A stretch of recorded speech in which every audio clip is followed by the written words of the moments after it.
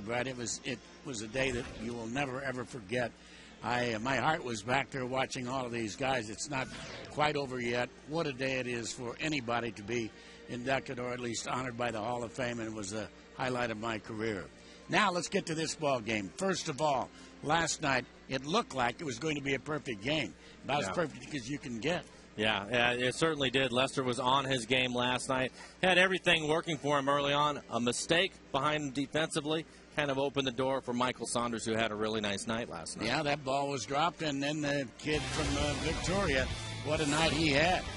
Started off a little bit rough. We talked about Lester, had everything working, had a really nice breaking ball, sharp slider that he punches Saunders out on that pitch right there. But then Saunders comes back up in the sixth. After the ball was dropped in center field, here's a breaking ball. Not much bite to that one. He hangs it in the middle of the plate, and Saunders hits it out of the ballpark. A nice at-bat for Michael Saunders. Again, part of the maturation process for this young man as he moves forward in his career. And then later on, another base hit that he hit off of Lester. So really making some nice at-bats last night off of a really good left-handed pitcher. Yeah, and it's good to have him back after that episode with his finger, and he's healthy, and we need him, and the Mariners are happy to have him back in the lineup. More on the kid from Canada. Here's Jen Mueller. Well, today, Don Wakamatsu was complimenting Michael and his approach at the plate, particularly against lefties. And last night, it was no easy feat against John Lester. He was still throwing heat late in the game. Michael had every compliment to give him in our post-game interview. No, he brought his A game tonight. There's no question. I think he had a perfect game going through 5 or 6 or something like that. And, he pitched great. I mean, there's nothing you can really say otherwise about it. And I was lucky enough that he just was able to hang me a curveball and get my barrel out in front. You've had that injury that kept you out of the field, but you were still able to hit and work in the cages. Did that have anything to do with the way you were swinging the bat tonight? Yeah, when I was able to, I started working hard, trying to get back into game shape again. And Alonzo and I were in the cage and started hitting BP. And, I just tried to do everything I could to try and stay in game shape. That was our Geico quote today. When we come back, we're getting you ready for first pitch. It is the pitching matchups with Dave and Mike, Daisuke Matsusaka and Doug Fister on the mound. It is a gorgeous day in the Northwest. Kayakers across Puget Sound and Elliott Bay. What a beautiful view. We hope that you will join us for the game and the views on FSN.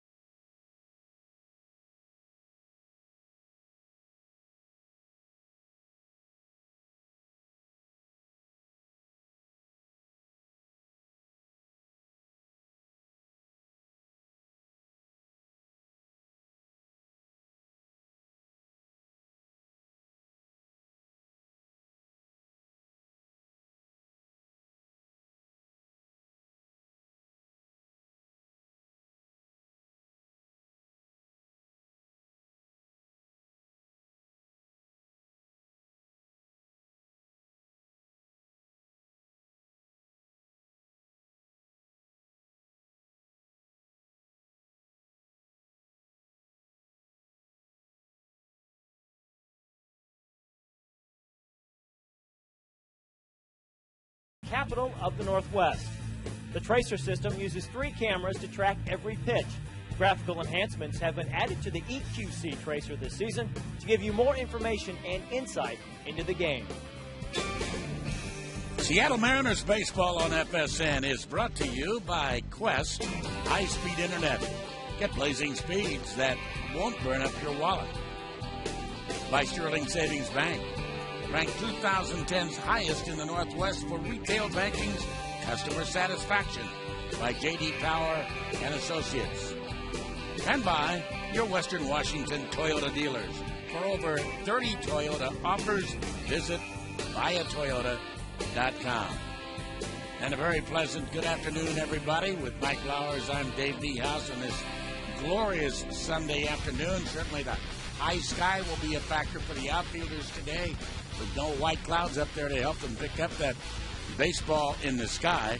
And as we look at today's starters, Doug Fister for the Mariners pitched 6, I thought, pretty good innings against the White Sox in his last outing. I would agree. I thought it was much better than the previous outing that he had. He's trying to get back to form where he was at before he went on the DL, and he's been working at that. As you look at his numbers against the White Sox, gave him just 3 earned runs, 7 hits, only the 1 walk, which is the key for me, Dave. He has to have command of his fastball and work down in the zone. Pretty nice blueprint David Pauly gave him last night with the job that he did, so hopefully Doug can command his pitches and keep the ball down.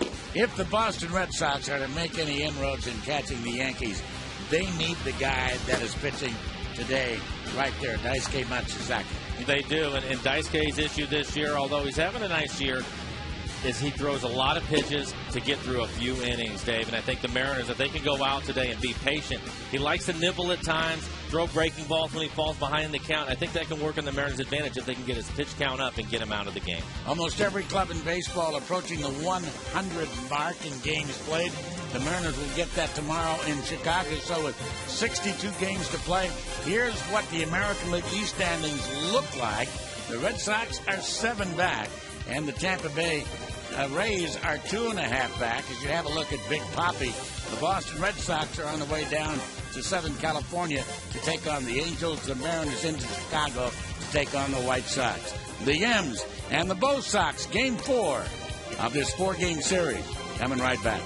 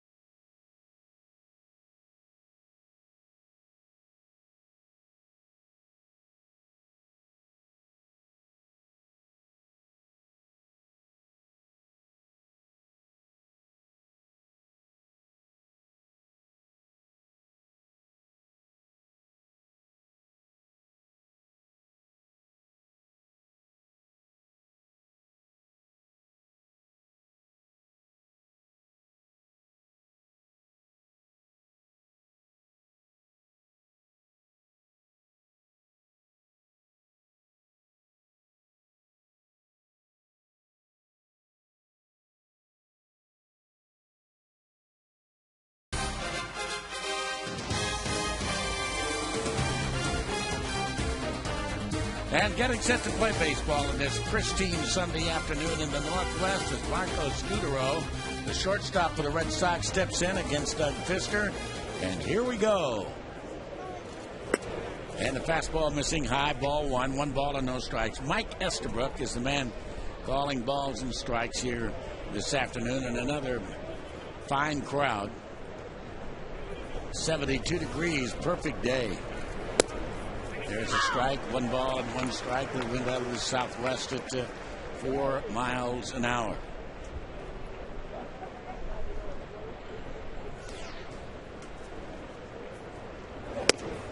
And strike. Mariners looking to get a split in this 4-game series after winning last night. Last score 5-1.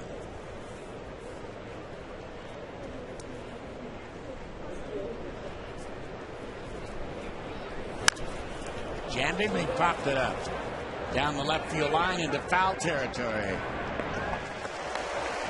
And Mr. Lopez makes the easy catch. Let's look at the rest of the Bo Sox lineup, Mike. Following Scutero, it'll be J.D. Drew. He moves up. He will hit second. Ortiz with a home run in last night's game. The third, and it's Euclid, Beltre, Hermida. Mike Cameron back in the lineup. He hits 7th. Bill Hall with a couple of home runs in this series, 8th, and then Brown, the backup catcher, will hit 9th. And here's J.D. Drew now, the right fielder. And on a changeup, it's an easy roller right to Figgins. And you take a look at Pfister's numbers, ERA at 3.5. Nice ERA, really, but where he was at before he went on the DL, that number needs to come back down. And the defense behind him today, Saunders, Gutierrez, and Ichiro in the outfield. Across the infield will be Lopez, Jack Wilson, and Figgins over at second base. Casey Kochman getting the start at first, and Rob Johnson will do the catching this afternoon. David Ortiz responsible for the only run the Red Sox got last night as he hit one into the right center field seats in the 4th inning and takes a strike. 0-1 the count on Big Papi. The author of 336 career home runs.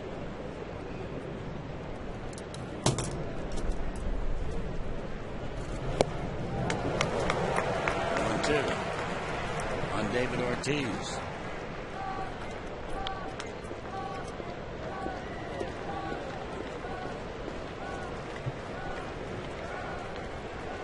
Red Sox will be back here in September. And 3 pitches. See you later. What a first inning for Doug Fister as he retires the Red Sox easily. We get set to go to the bottom half of the first on this beautiful Sunday in the Northwest. No score.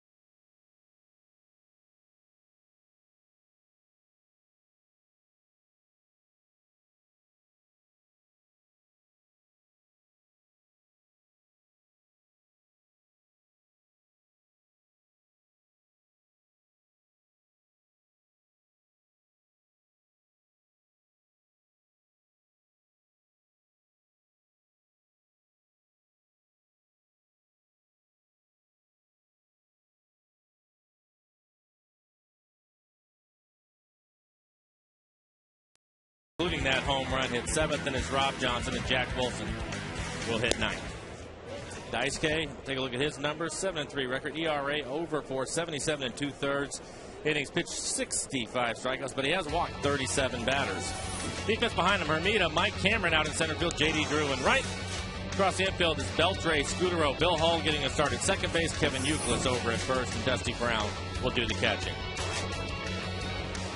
Daisuke has always pitched well here in Seattle in his 4 outings. He has not lost. As a matter of fact, he is 2-0 here in Seattle with a 2.39 ERA as Ichiro steps in against his fellow countryman and will lead it off, hitting .312.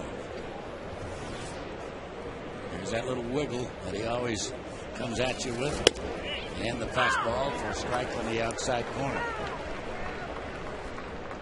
Who will ever forget his Boston debut, which was much heralded, against Felix Hernandez, a game I'll never forget, because Hernandez stole all of his thunder pitching that one hitter. Everybody was talking about Daisuke and the matchup against Ichiro and how that was going to look, and nobody was talking about Felix, but they certainly were at the end of that game.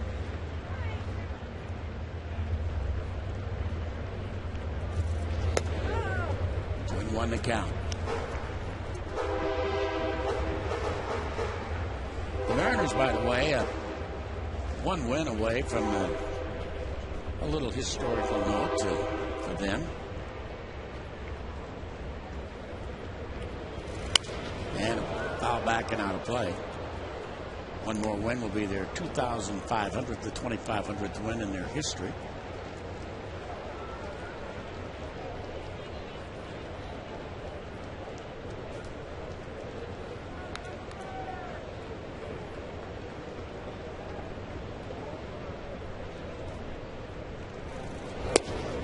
Swing and a miss at a breaking ball.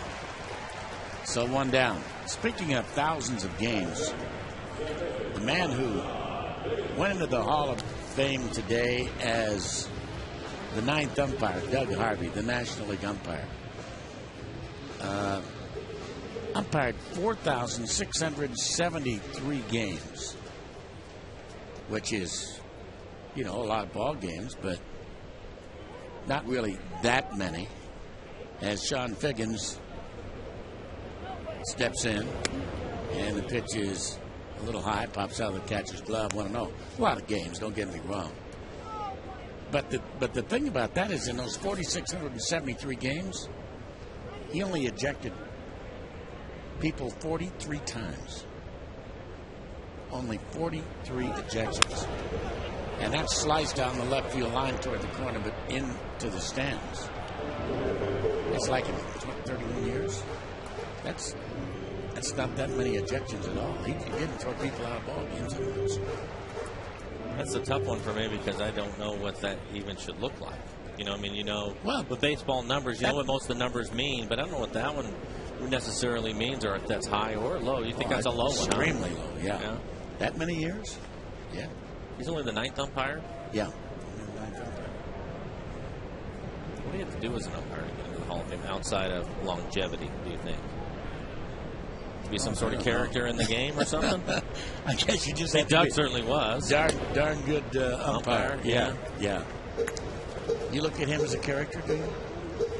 I do, and it's just because I've gotten to know him a little bit and talked to him outside of baseball and off the field, and he's a lot of fun, nice man. But, yeah, he likes to joke around a little bit. He's pretty fun. I was watching an interview with him today. Bob Costas asked him about, what do you think about instant replay, being used these days? And the breaking ball down low, so Sean Figgins on his way to first base. I loved his reply. He said, no instant replay is as good as Doug Harvey. Really? That's great confidence, baby. Yeah. Never missed a call, right? Not his mind. Guess that's all that matters, right? Yeah. His speech was taped way back in the spring and played today. He was on the podium as Gutierrez takes a strike on the outside corner, 0-1. But he has throat cancer, and so while he could still talk fairly well, they taped his speech sometime this spring. I don't know when. and played it. And then at the end of it, he could still talk a little bit. But it was a very, very moving speech.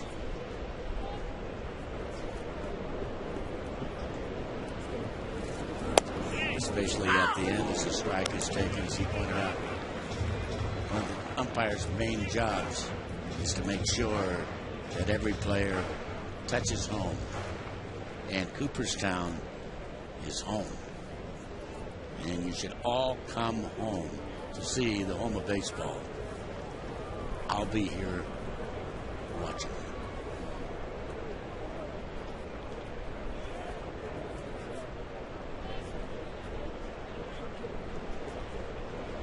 Matsuzaka holds the ball a long time, and that gets off the catcher Dusty Brown's glove. And that'll be a wild pitch as Figgins ends up in scoring position now. Looks like a hard slider in the left-hand hitter's batter's box. As Brown tries to get over there, just can't get there in time, so Figgins gets down to second.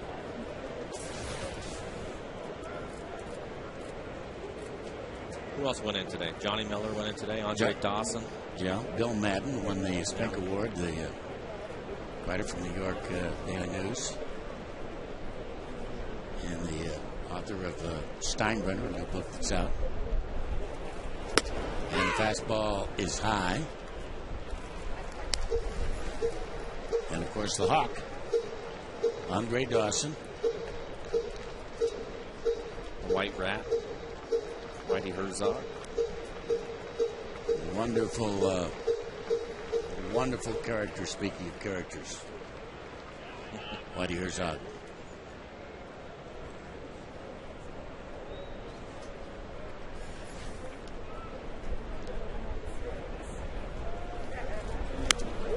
Foul straight back. Pretty good hack at that one. Two balls, breaking two strikes. Balls, yeah. Right in the middle of the plate, left it up.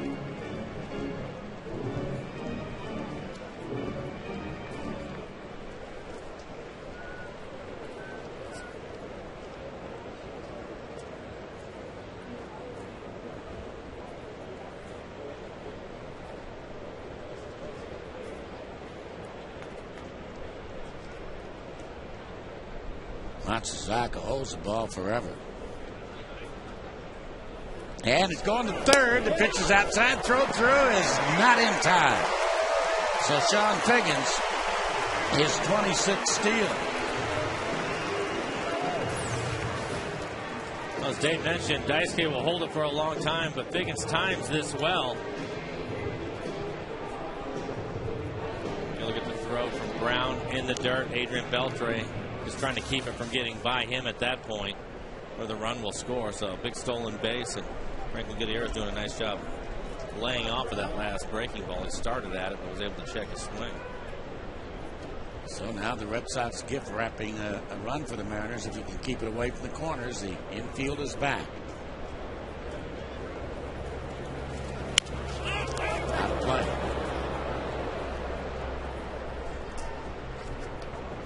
What a day. Imagine it's going to be a little uncomfortable. 4-hour stay in Chicago, I think like 90. Probably humidity about 85, 90%. Yep.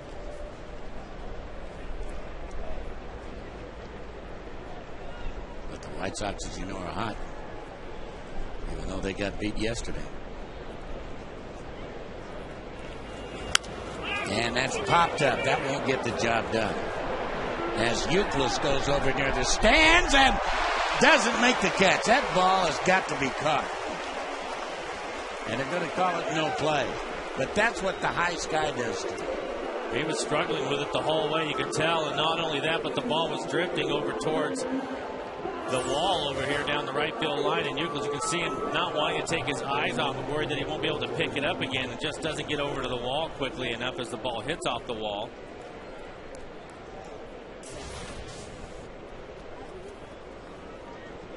So the count is still 3 balls and 2 strikes.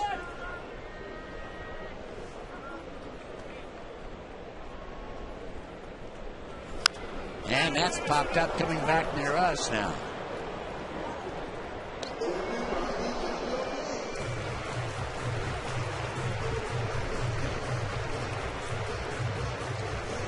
10th pitch coming up to Franklin, battling, trying to find a way to get Figgins in.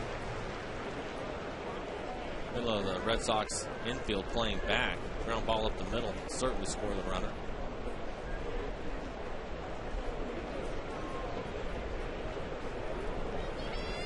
And he got it. So Gutierrez down on strikes. And Jose Lopez will be the hitter. After a number of sliders, he comes back with a good fastball on the outside corner. That's where they've been attacking Franklin, trying to get him out away. Threw that fastball by him.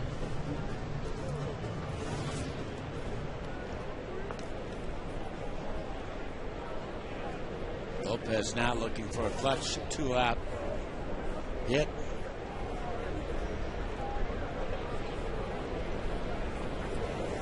And he's going to pop it up. This time Youkilis gets another shot and will make the catch. So the Mariners are runner at third and only one down, and it's an age-old story or a season-old story. Can't get him in. No score after one.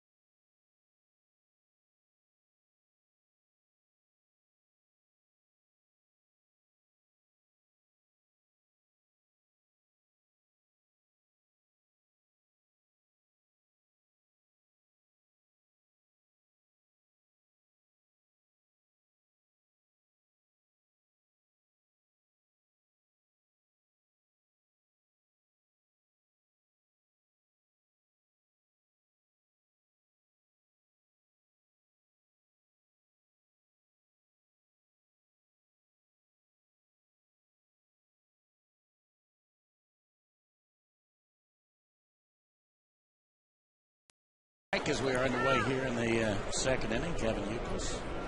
Nice fastball from Pfister.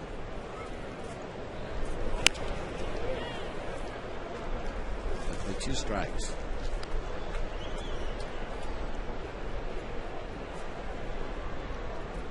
.68, 195, Doug Pfister.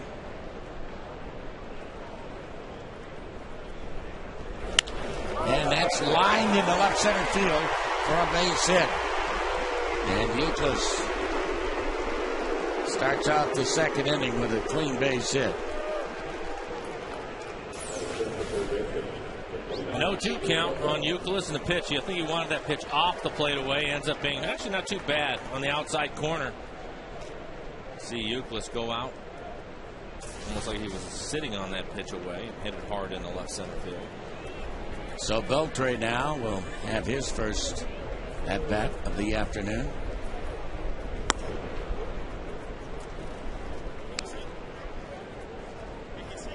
A little unusual look at this magnificent baseball palace. Way up behind home plate.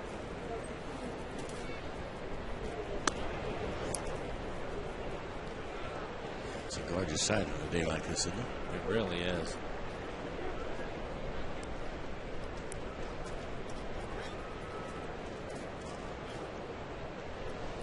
Seattle skyline off in the distance.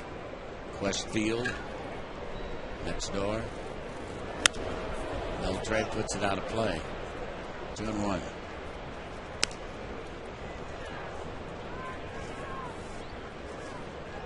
Have you ever gone up to the third deck on the outside and walked Yes. around and looked out there? Yes. They have some great views. Fabulous, yeah. I never knew that. Robbie was telling me about that one day, and I ended up having to go up there, and it was, wow, gorgeous. It's just foul. Nice. Nice job down there. There you go. That's what you're looking at on the third deck. But, man, gorgeous day. The Olympics over there is still some of the highest peaks. Little cap of snow on them. That stays there all year long. Full count on Adrian Beltre.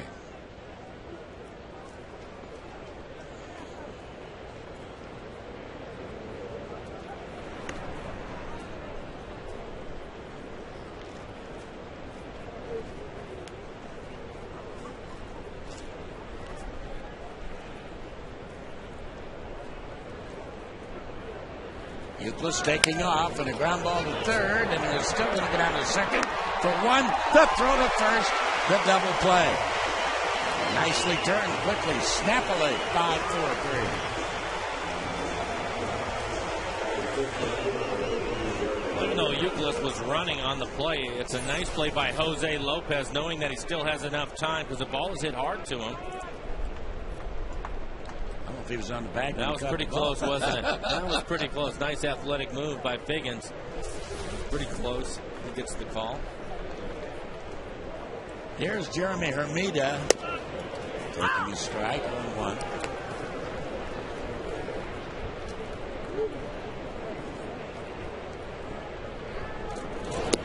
James.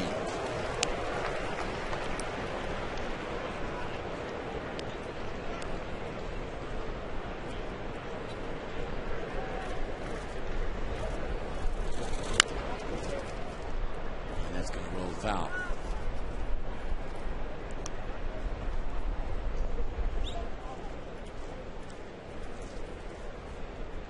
There you see the Olympics, a little look off of Alki.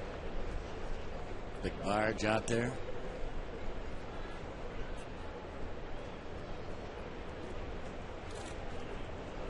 Too high. 1 and 2.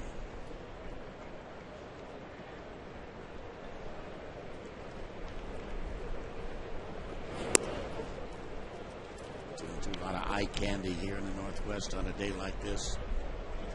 Magnificent area.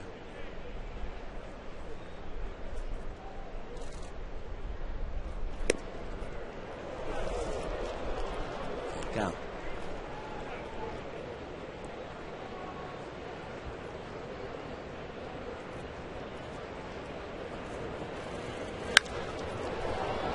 Hermida, a routine pop-up this time, and battling the sun out there. Both the left fielder and Gutierrez. Saunders, I'm not sure, ever saw the ball. It's Gutierrez who makes the catch to retire the side. Elliott Bay, and a cruise ship is in over there, too. We go.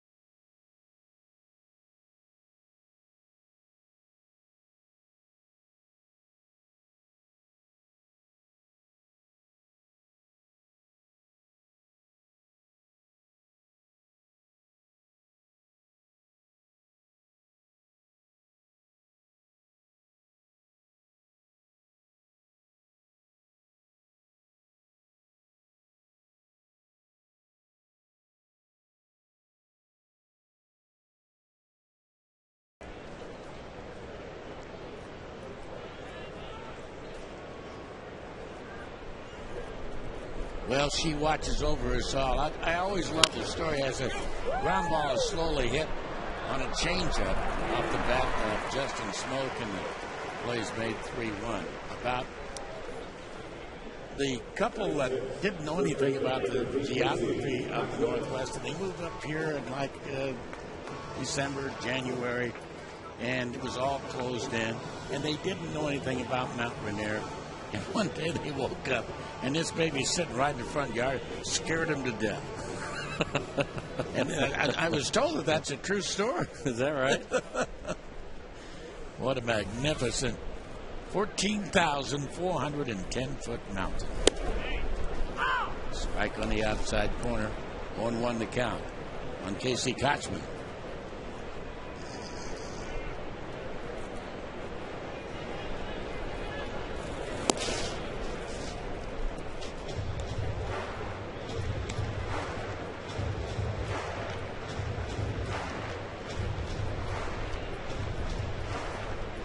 Dusty Brown is one of the backup catchers. Of course, Jason Varitek is hurt. Victor Martinez, the #1 catcher, is hurt, and Varitek is his backup.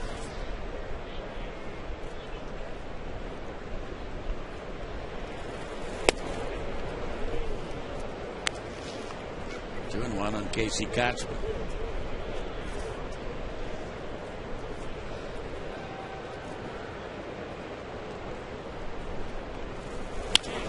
There's a base hit. Casey goes the other way.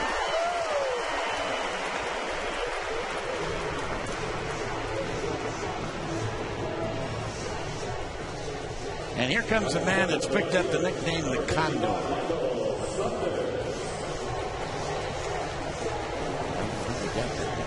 I like it. The Condor.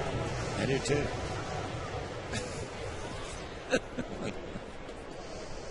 Michael Saunders.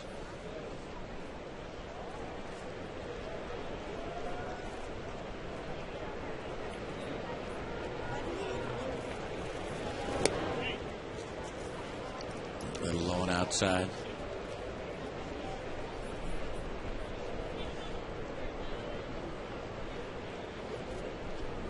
That is truly a bird's eye view.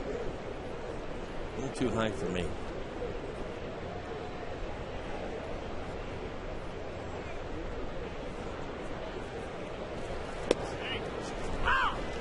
Strike. 1-1.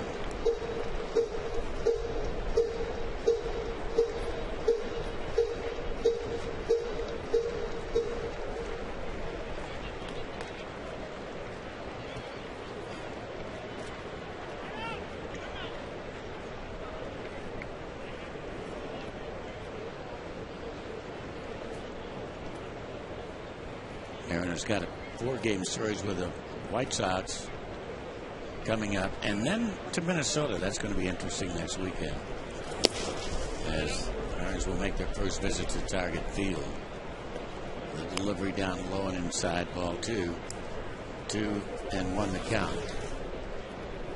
The Twins currently a couple of games behind the White Sox in the American League Central. And Detroit really banged up. They're 2.5 back.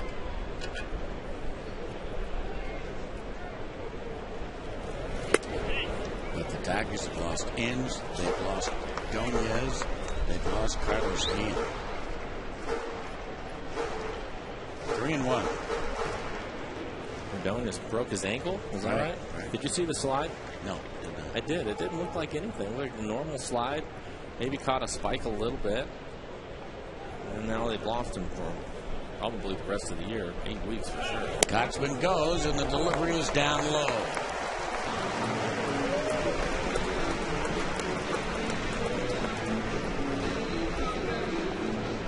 And catcher Rob Johnson will step up to the plate.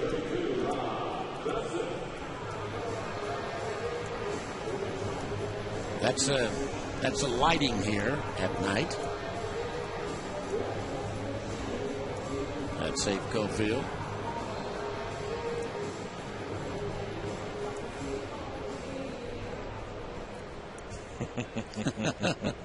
That's Mike Jensen up there getting these shots from way high on top of Safeco Field.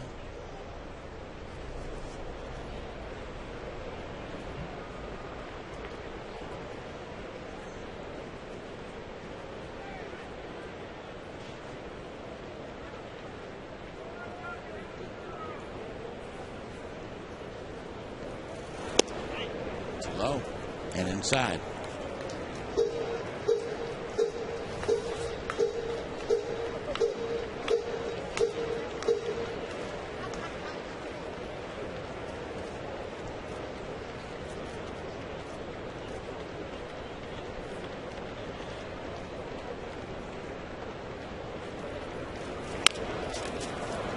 That's a fair ball. There's one by Beltre, and the throw pulls the first baseman off the bag. So they get the force on Kotzman. Mariners fortunate. It looked like an accurate throw. Certainly gets Rob Johnson as Beltre tags it back, gets rid of the ball right when he touches the base, but the throw is high. And the throw would have beaten Rob, so the Mariners will get another opportunity. At least Jack Wilson will.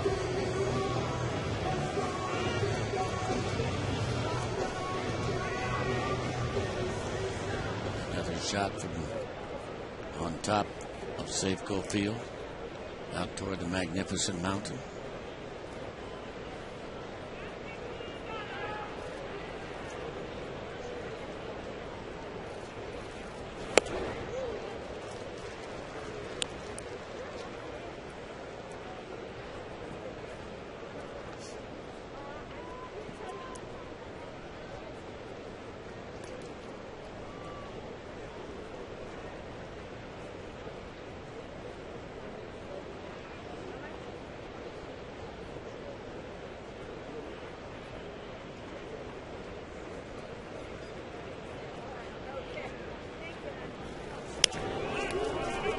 Backing out of play. He's down 2 strikes.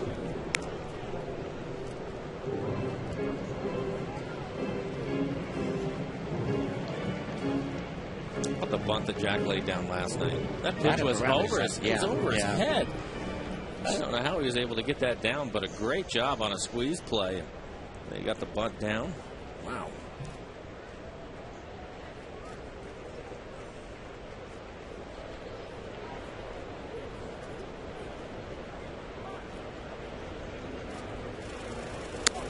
Too high.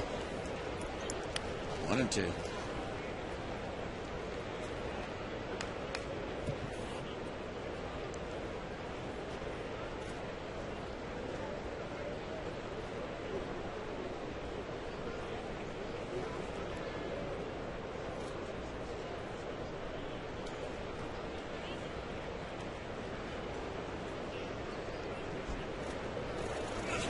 Too high again. Ball 2. 2 balls and 2 strikes to count.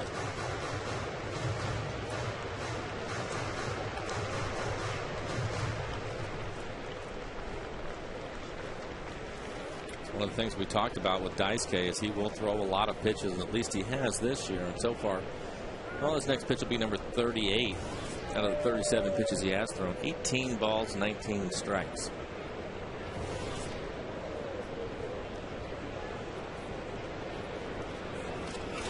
Got it. So he's down on the strikes, and the Mariners will leave a couple out there here in the 2nd inning. So we get set to move into the 3rd inning of play. There's the Red Sox, no score.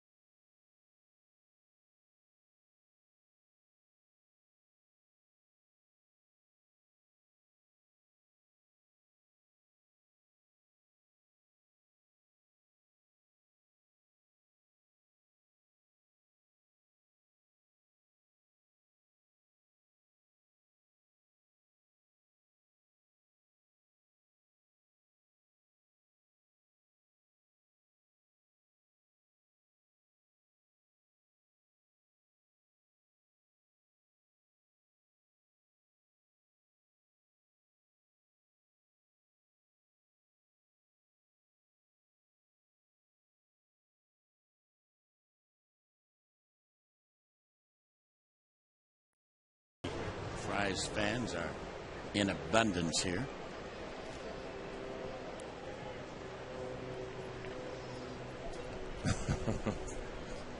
Yeah, Franklin has a lot of fans, no doubt about that. Want to know the count on my camera?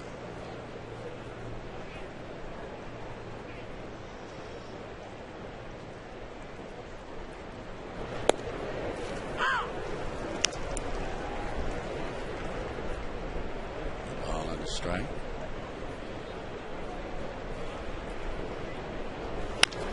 And a bullet right to the shortstop. So Cammy is taken care of. One down. Okay, this is Hall of Fame induction day. Andre Dawson, known as the Hawk. Whitey Herzog, known as the White Rat. What's Doug Harvey known as? What was his nickname? Big Mouth, God, Memorex, or the old workhorse? 95323. Text your message. Breaking ball for a strike on the outside corner, 1-1. You know that one, don't you? Yeah. Yeah.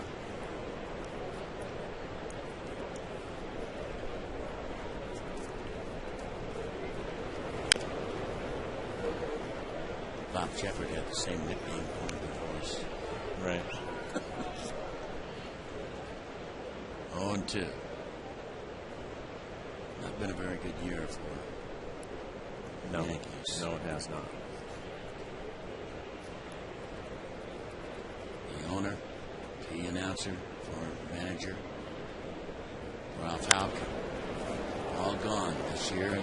High fly ball down the right field line into the stands off the bat of Bill Hall. All home runs in the first 2 games of this series.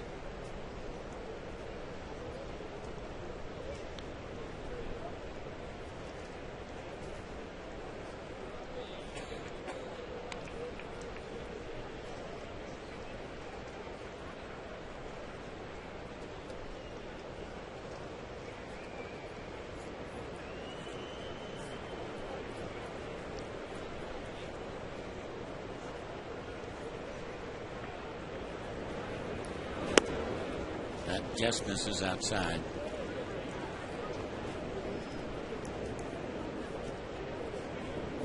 How did you finally settle upon a stance, or did you ever really settle upon one stance? No, I did. And trial and error, a lot of failure. You just keep trying things until something works. That one didn't work that time for Bill Hall. Second strikeout. We're talking about Euclid, or at least we have, over the way he stands up. They're very unique. I guarantee you, when he first signed his professional contract, he wasn't anywhere near that stance that he has today. But you go through the minor leagues and you struggle at times, and hitting coaches, different guys that you talk to, players, your teammates, just start working on things until trying to find something that you can get comfortable with. I think the guys are going to have to get in a good position to hit, regardless of what their stance starts at. But I think it's just a trial and error. Some of them you certainly would not teach, but it's comfortable to that individual and it works for him. 2-0 on Dusty Brown, the catcher. And he misses with that. I remember Cal Ripken changed his stance almost at bat to at bat. Yeah, at least every time we saw him, he had something different. Drastic changes, too. A lot of these guys will make changes. They're so subtle that the average fan is not going to pick it up. But some of them are pretty drastic changes, and Cal certainly, I think, probably has to be the guy that changed the most in between seasons. Full count now on Dusty Brown.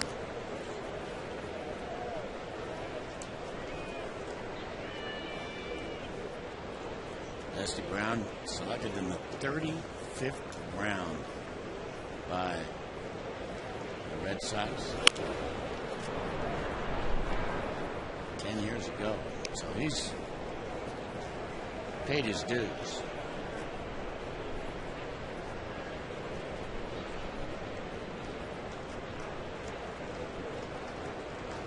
He's 28 years of age. Signed out of high school, out of Arizona. And a little looper, and out there, unable to get it, is Figgins' little pop-up. So Brown dunks one into shallow right field.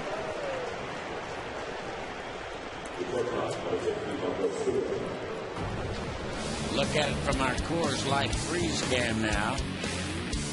Well, Figgins goes hard the whole way, tries to reach out, is just out of the reach of his glove as he leans forward to try to make the catch.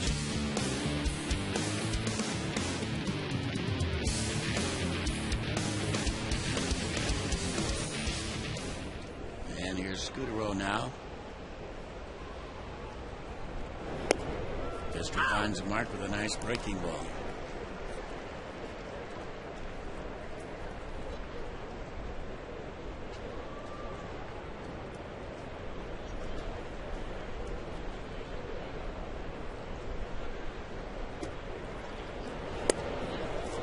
Two strikes. Sunday night game has the Angels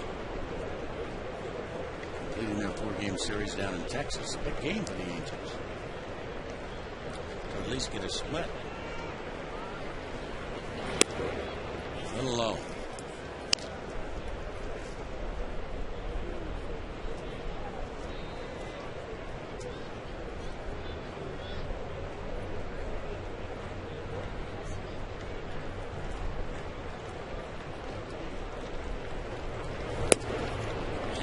Just a tad outside. Looked like a pretty good pitch, didn't it? Those are better fastballs at 90 miles an hour. You take a look at the tracer right there on the outside corner.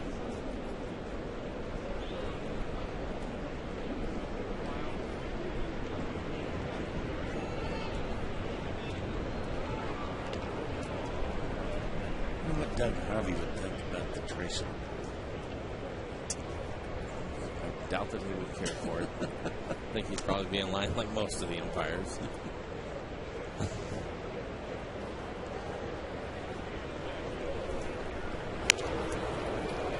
Popped him up. Do you see it, Jack? You see it as he jerks out there to make the catch to retire the side here in the third. Dusty Brown left over at first base. We go to the bottom of the third. No score.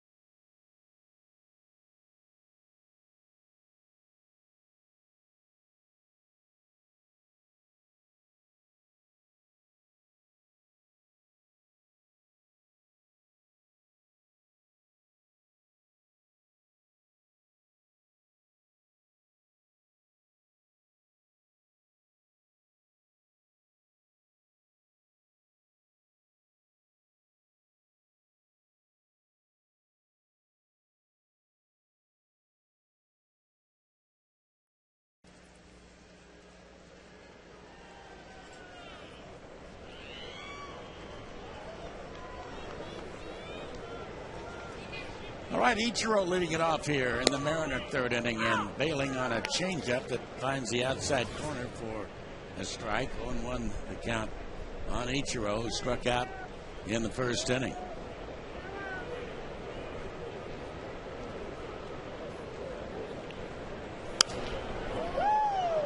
Quickly 2 strikes on him. Man, I don't know if I've ever seen that big a gap between the center fielder and the right fielder with Ichiro up there. A lot of real estate out there, That's isn't there? Unbelievable. Between Cameron and J.D. Drew.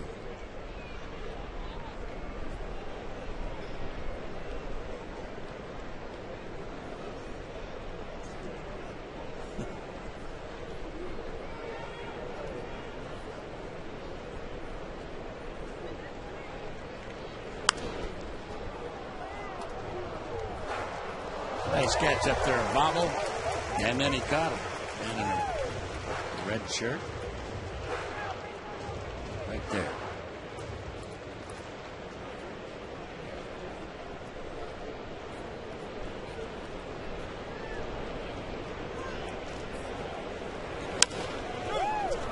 Right to first.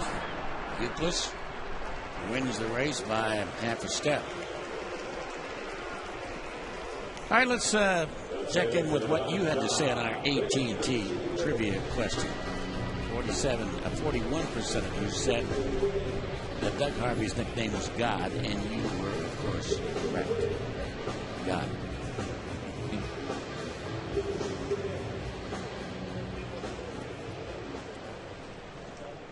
Sean Figgins walked in the first inning.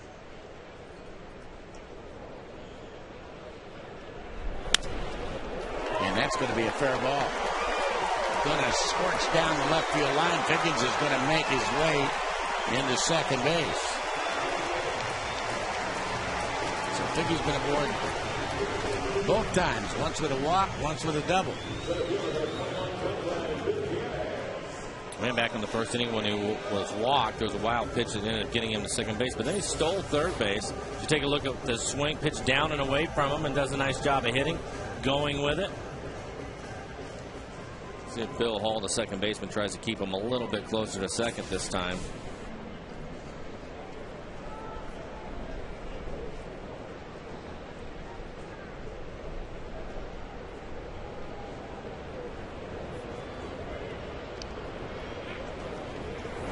Franklin Gutierrez had himself an 11-pitch at bat that ended up eventually with a strikeout in the first inning.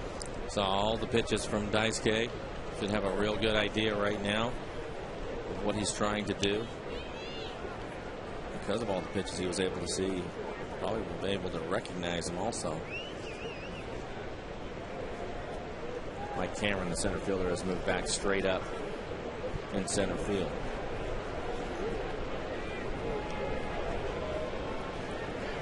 Fake's going to third. 2-0.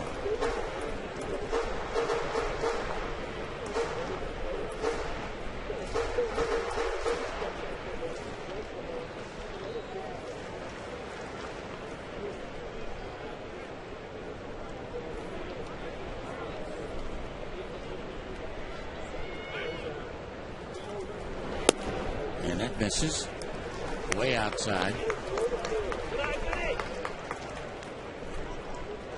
No, they might let him take a cut at a fastball down here. 3-0. Why not? Absolutely, Right. why not? He's hitting third. You have a runner in scoring position. If he knows he's going to get a fastball, why not take a swing at it?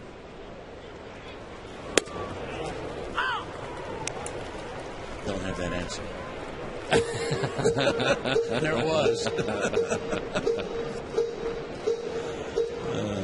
I've known hitters that just aren't comfortable swinging 3-0. They just don't like to do it.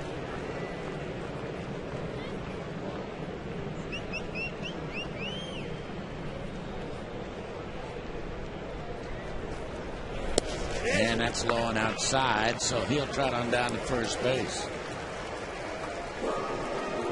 By the way, on that pitch, Bill Hall was practically standing on the bag at second base. It was wide open on the right side. Now again, after Figgins stole third base back in the first inning, doing a much better job certainly working harder at keeping him closer to second base. And take a look at the numbers right now. 48 pitches for Daisuke, 21 in the first, 17 in the second, now 10 already with just one out here in the third.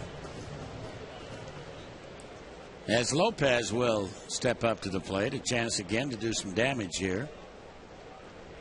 Fouled out to Euclid in the first.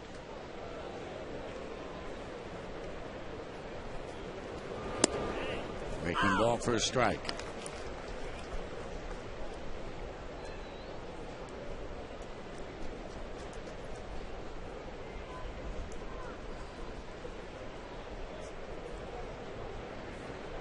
Shortstop Skidrow sneaking in behind Figgins at second. And now Hall is going to the bag at second too. So Figgins is drawing a lot of attention out there from the infielders. Will open up some holes for Jose Lopez if he can hit the ball hard on the ground. Catch an infielder out of position and get a base hit and drive in a run. And there he goes. The pitch swung on and line in the left field for a base hit. So he's going to score. Heading to third, making it easily is Gutierrez. And the Mariners lead it 1-0. So Jose Lopez on a hit and run. I think it was a hit and run. I'm not exactly sure.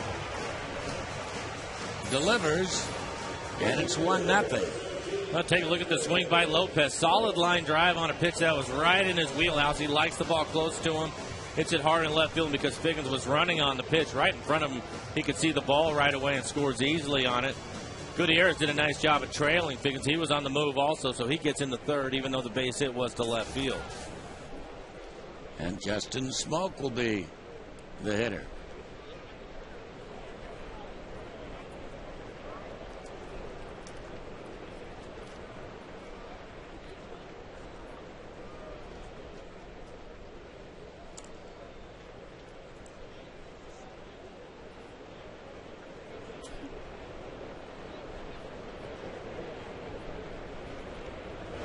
Way outside. Like almost a screwball. He's just all over the place right now. You take a look at his pitches, 51 of them, 23 balls, 28 strikes.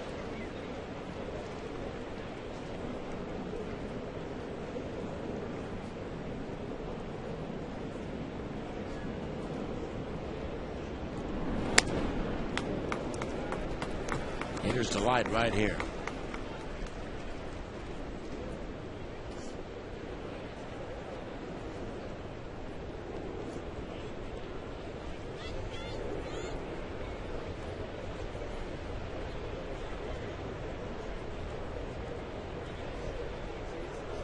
To Justin Smoke. 3 balls, no strikes.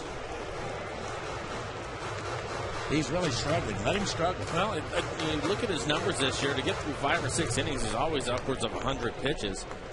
Make him work, absolutely. Go out and throw some pitches if you can.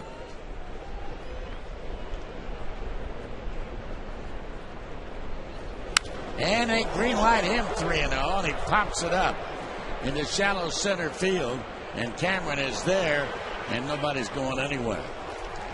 So Smoke green lighted.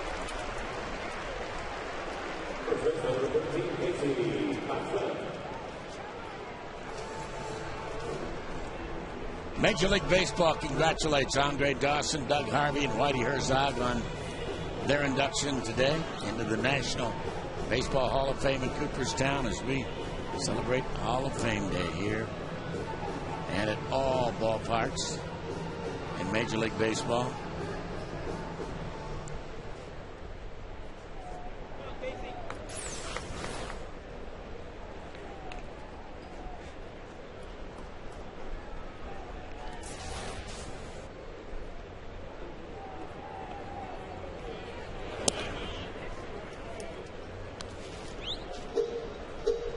Download inside a breaking ball to Casey Kotzman.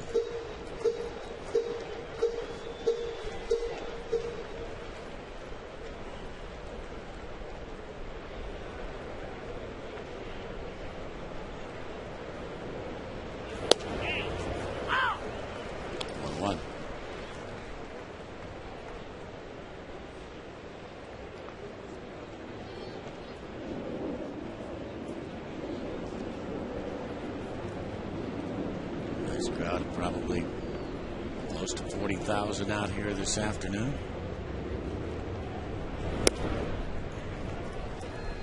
2-1.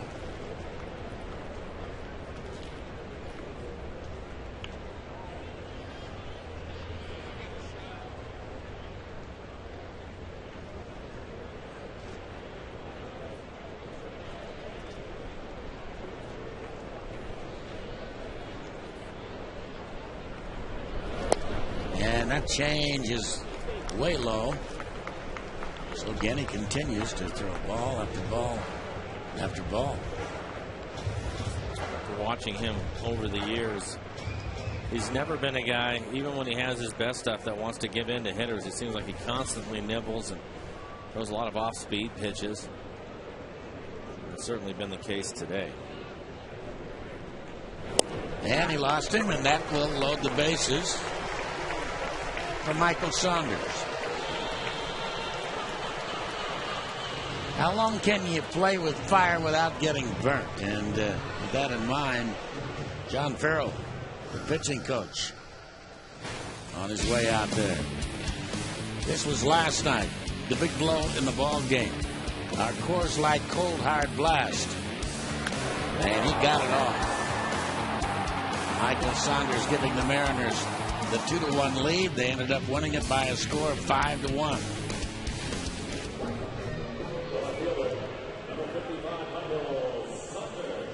Saunders walked his first time up, showed some patience, which is what you have to have against Daisuke. It was a good at bat for him. See if Daisuke gets a little more aggressive now that there isn't any place to put Saunders with the bases loaded.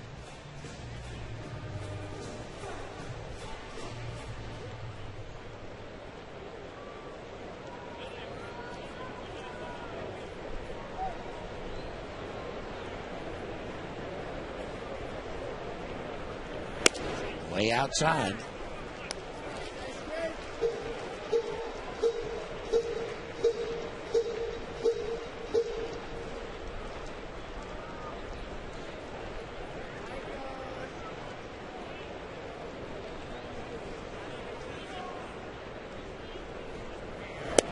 And on the outside corner this time. Barely. Nice friendly breeze for Michael, blowing out toward right a little bit here now.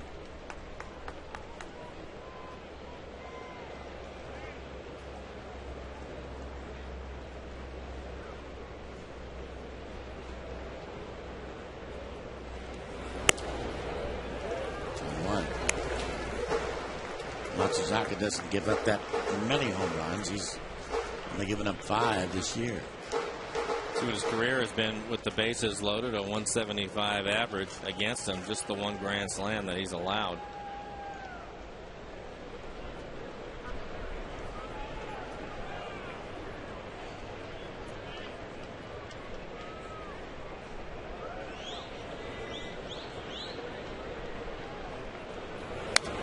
Michael jumped on that and fouled it straight back.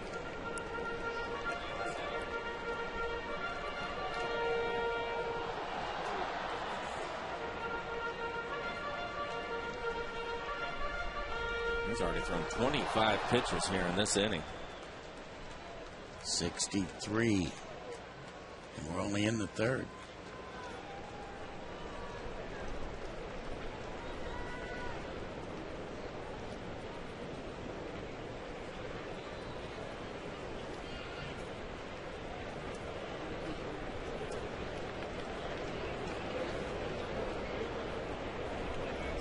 Breaking ball, and it's hit down the left field line into the stands.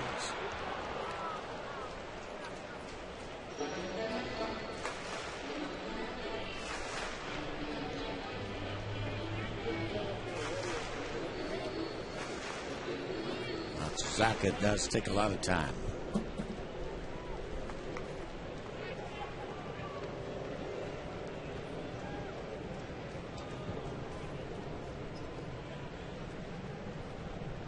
The 2-2 to Michael Saunders now. Right back below us.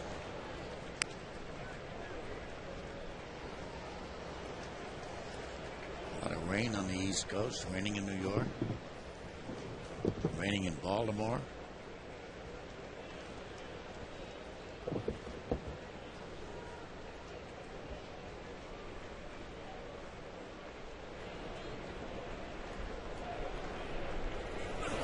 And a fly ball hit to left field, shallow. It'll be caught.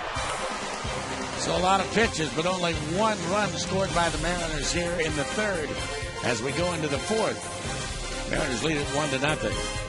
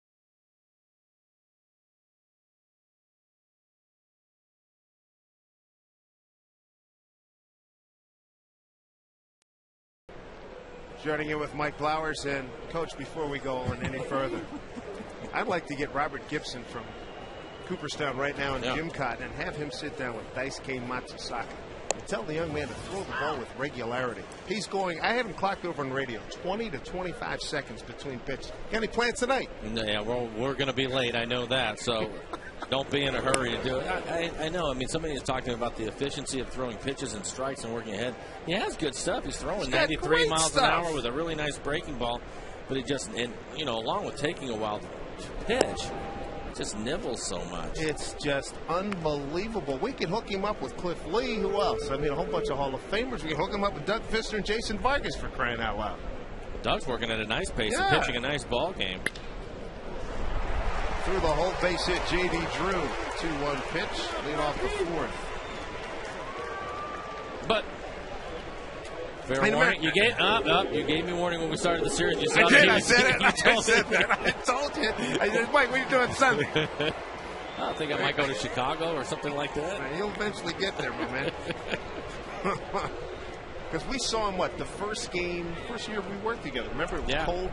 Was that the game he played against Felix? Yes. The no-no that Felix took late. Right. Nothing's changed. Yeah. I mean, the guy's a good pitcher. He's got, as you said, tremendous stuff, terrific record. It was part of what I was talking about on the pregame right before we started this game. As, if the Mariner hitters can show some patience against him, he can get his pitch count up, because if you look at his number, he's been throwing 100 pitches to get through 6, and right now that plan is working beautifully for the Mariners. They've done a nice job, even though they've only scored the 1 run, and they've had some base runners and opportunities in every inning. Then his pitch count is getting up there around 70 now, so he's not going to be around for a long time. It's remarkable. Still a long way to go here. David Ortiz 1-1. Fister struck him out 3 pitches in the first inning.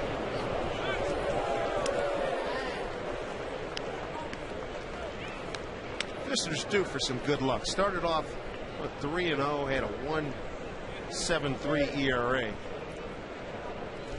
Last win was against Tampa Bay May 14th. Since then, he's 0-5, a 5.33 ERA. Been on the DL, had a rehab stint.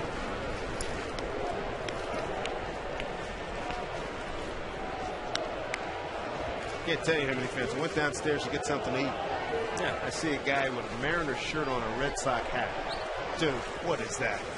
In Seattle? Really?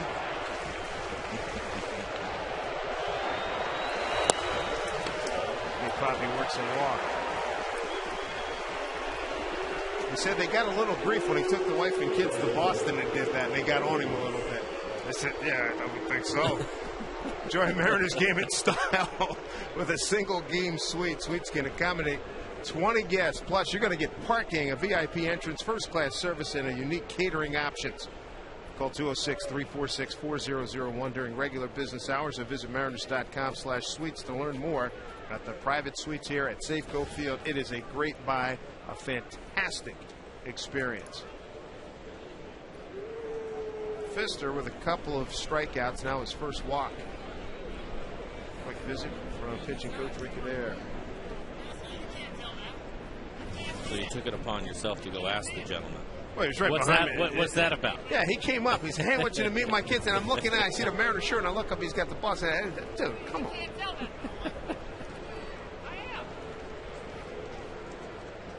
They said the other day. Did he even try to explain it to you? Yeah, Or he you gave didn't, it. you didn't even want to hear it. I didn't want to hear it.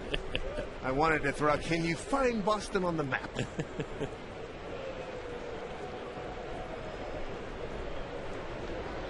Euclid is swinging a really good bat this series. Good hitter. Got a base hit to center. Pfister had him 0-2 leading off the second, and Euclid delivered a base hit left center field. Look out. Good. Great. They're not paying third base coaches enough. And Tim Bogart is in position so the runners can see him, so he's that much closer to the batter. Yeah, and his job is to watch the runner and the infielders and help him out, so he's not even looking at home plate. Making the guys put those helmets on has been a great addition. That's yanked down the line. That's trouble. Fair ball. Coming around J.D. Drew. Ortiz to third. They'll hold him there. RBI double. Euclid ties the score at 1-1.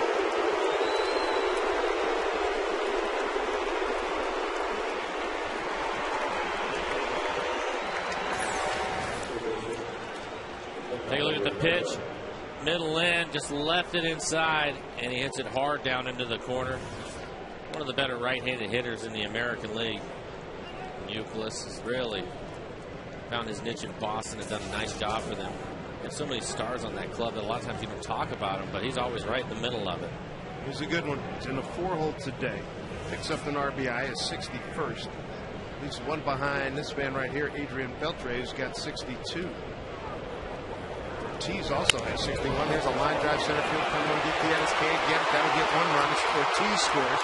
Euclid will hold it third. 2-1 Boston. As Adrian Beltre puts Boston in front.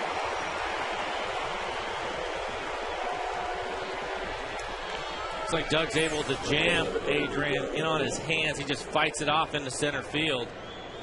Pitch in off the plate. No, Beltre is some kind of strong. Seton won his first big league game last night. Scoreless one inning with a strikeout. At some point, Marin fans are going to have to come down to the ballpark and scream and yell like Nate Robinson encouraged you a couple of days ago. Let's go Mariners. Come on now. This is crazy.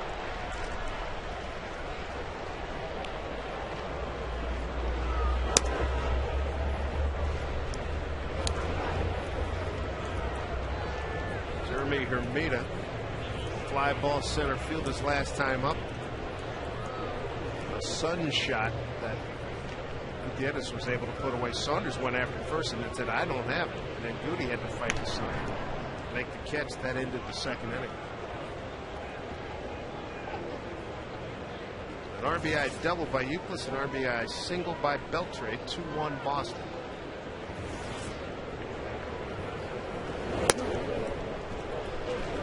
2-0 to Hermida.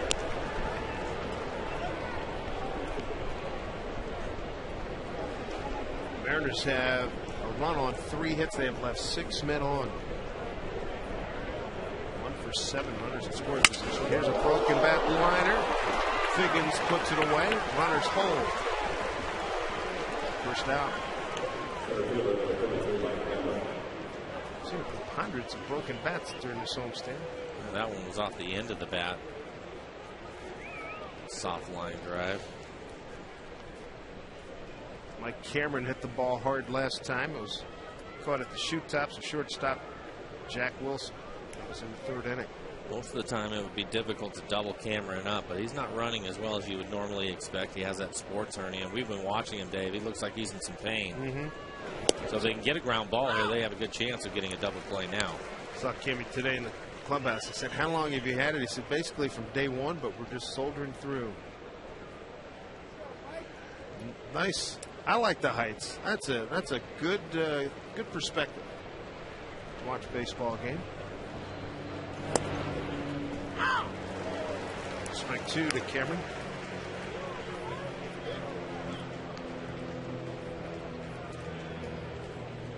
Cammy 3 for 9 on the series. Nicholas at 3rd, Beltre at 1st.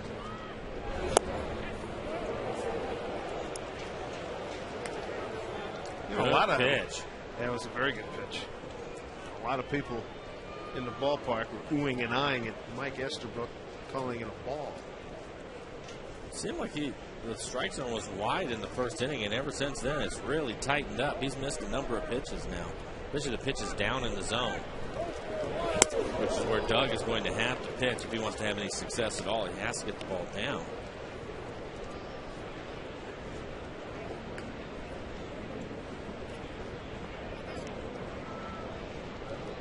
Cameron at 279. Outstanding career. 2-2. Beltre at 1st. Not much of a lead.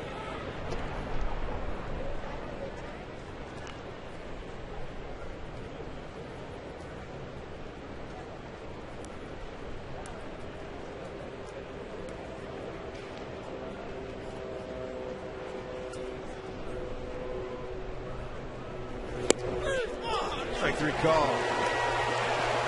Cameron is gone with 2 outs.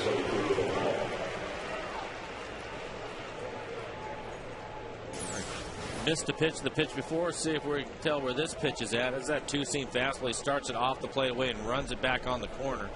Cameron didn't think so. 5th time Cameron struck out here in this series. 2 outs. Strikeout number 3 for Doug Fister.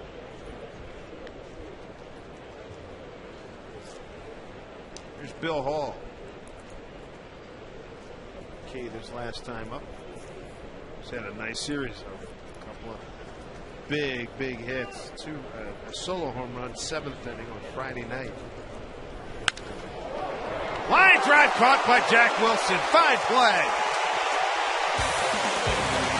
And that shuts the door right there. Boston does strike for 2 runs. It could have been a heck of a lot worse. Nice play by the athletic Jack Wilson at shortstop. 2-1 Boston.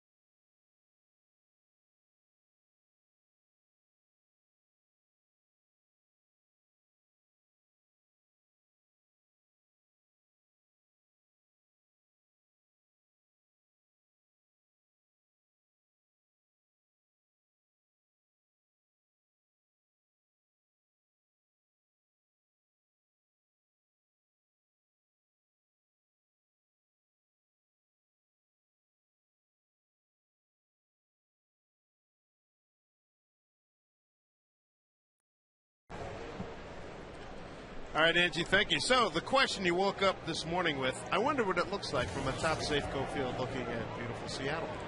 There's your answer. Good crowd on hand here. Wrap up this first visit to Seattle by the Boston Red Sox. They'll be back here September 13th, 14th, 15th. A Monday, Tuesday night, and an afternoon start. 3:40 afternoon start on the Ides of September. Rob Johnson, Jack Wilson, and Ichiro here against Daisuke Matsusaka.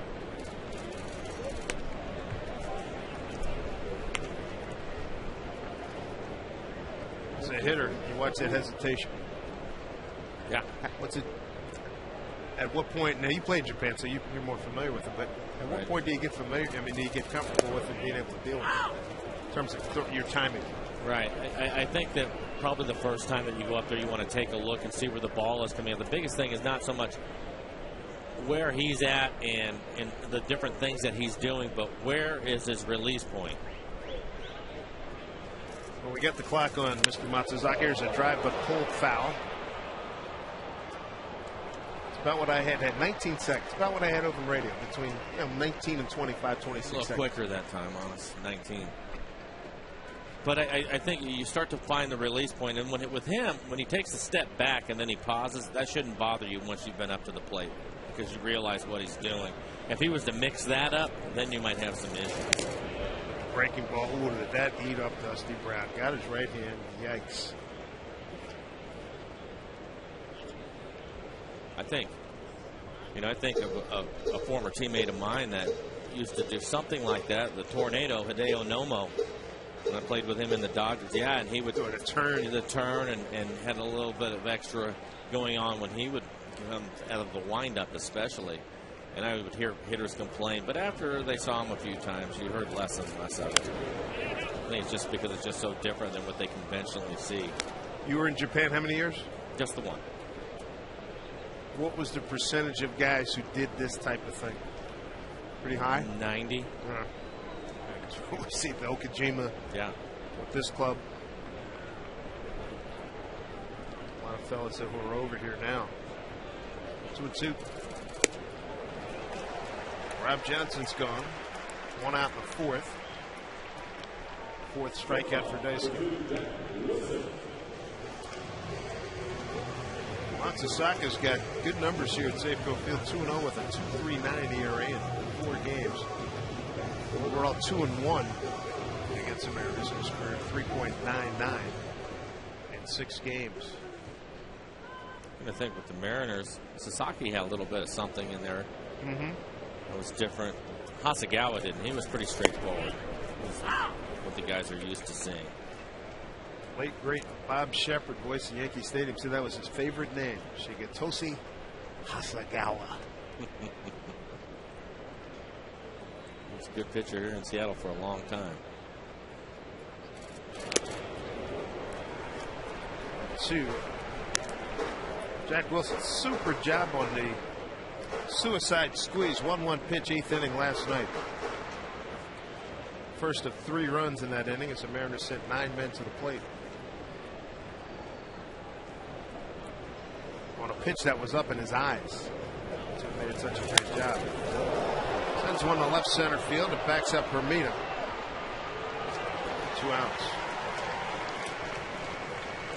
Now through August 17th, you can select from 15 different MLB community initiatives to win a $200,000 Pepsi Refresh grant. Felix and the Mariners, they've teamed up with the Washington State Coalition Against Domestic Violence on a project giving local youth coaches the tools to teach nonviolence, responsibility, and respect. Vote now by visiting MLB.com/Pepsi Refresh or text Mariners 76462.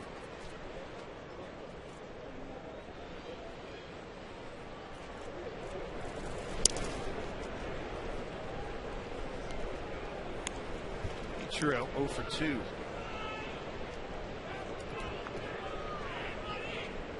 Now 4 for 18 against his countrymen and teammate from the World Baseball Classic.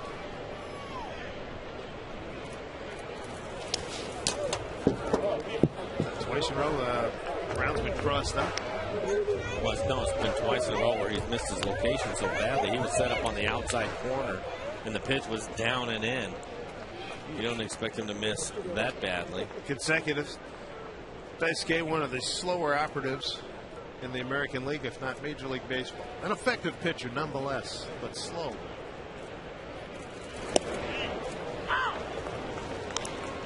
Jim caught Bob Gibson. He's not, in terms of working quickly. This pitch will be number 80 for him, and on top of that, 35 balls to 44 strikes. I'd like to see a 2-to-1 strike to ball ratio. He's not even close to it.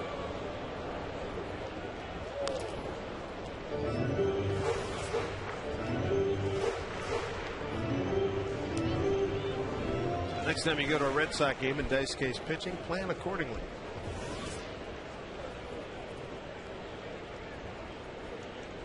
Ichiro 2-2.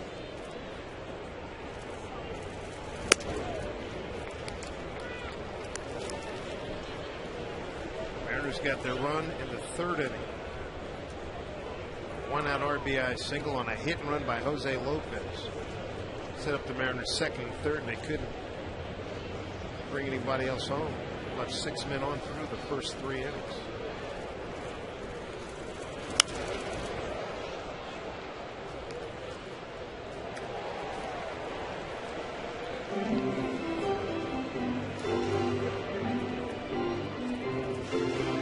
Red Sox really hanging on here. They've got frontline players still to return, and Dustin Pedroia, Victor Martinez, Jacoby Ellsbury, Jason Varitek. Injury bug is taking out so many significant frontliners. They want to continue to draft, if you will, in the Yankees and Tampa Bay before it gets out of hand. Starting today, 7 games back behind the Yankees, 4 behind Tampa Bay. Tampa Bay was a 4-2 winner in Cleveland. And the Yankees, after a rain delay, lead at home against Kansas City 5-3 in the 6th. First breaking ball that Ichiro has seen in this at bat. Maybe 7 pitches, all fastballs, 93, 92, 93 mile an hour range.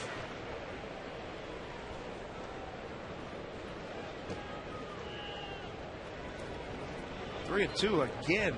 2 out, nobody on. Well, I'm not giving in, and you're not giving in, so we're just going to be here a while. Keep getting the pitch count up. Said he's been struggling with it as is, and then every now and then you have an at bat like this where somebody like Ichiro will foul a bunch of pitches off.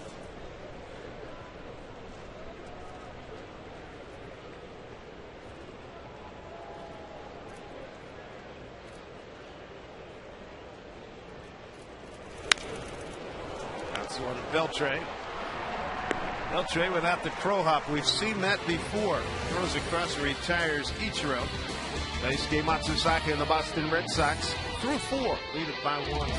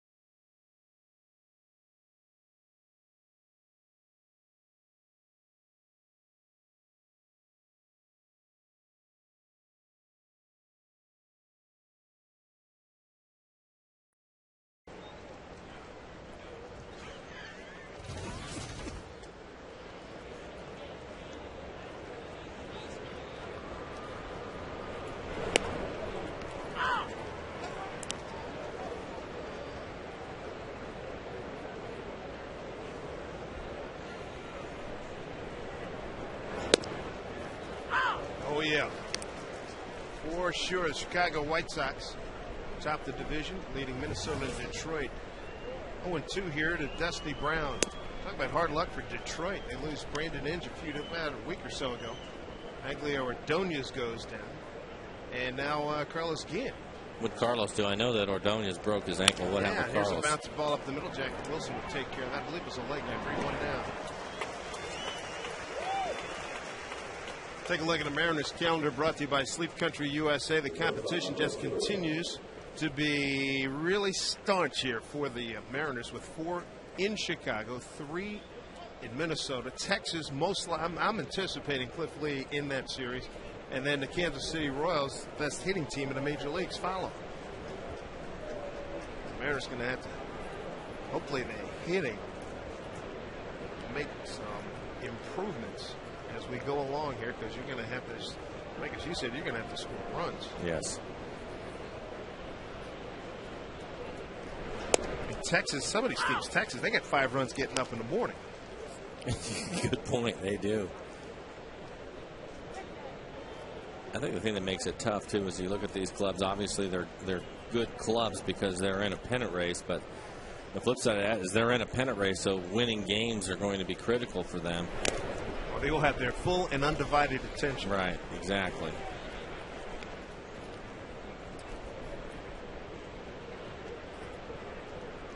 Let's face it, they see the Mariners coming in with the record the Mariners have. I mean, they know about the good pitching, but they know that the hitting is not where the ball club would like it to be. So they're thinking, hey, Billy, we got one. The Mariners have to fight against that. Look out. Well, you hope that, their attitude is they want to ruin some club seasons. Yeah, amp it up. How about last night? I mean, Garrett Olson, I thought, was as proactive. He looks really good. I agree. His attacking last night, the last 2 times this week. Maybe the best breaking ball we've seen him have too. Right. But he was very aggressive with his fastball last night. No nibbling, boys. I'm here pumping strikes, low zone. That's what I'm doing.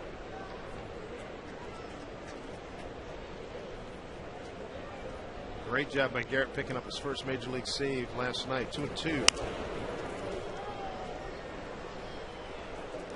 Scudero 0 for 2. He fouled out to Lopez and popped up to Jack Wilson.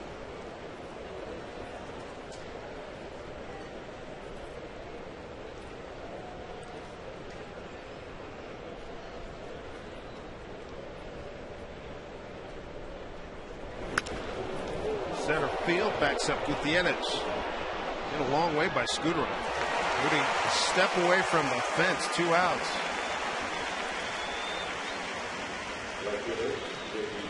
Pretty good drive by Marco.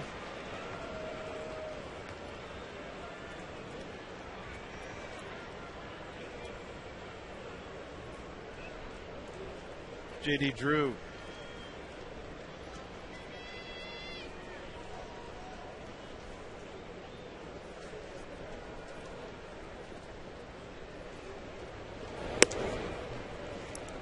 This kid's pretty steady. Nice player. Been with the Cardinals, came up with the Cardinals, refused to sign with the Phillies. Was with Atlanta for a year, Dodgers for a couple, now in his 4th year with Boston. Coming off a 279, 24 homer, 68 RBI season. And he pretty much on a similar pace here. What's his high for home runs? Wow, 31 Atlanta in 04. 27 with the Cardinals in 01. Those big years, 27, 31, and 24. I just remember when he was drafted and all the expectations that were put on him. That was the thing with the Phillies, right? Wasn't he drafted by the Phillies? Wouldn't sign with him? Even now, his name is still Mother Philly. Figgins trying to flip to Jack Wilson. Will be a base hit for J.D. Drew. Good effort by Figgins. 2 for 3 runs scored afternoon for Drew. He dives for it and then tries a little backhanded flip to Jack.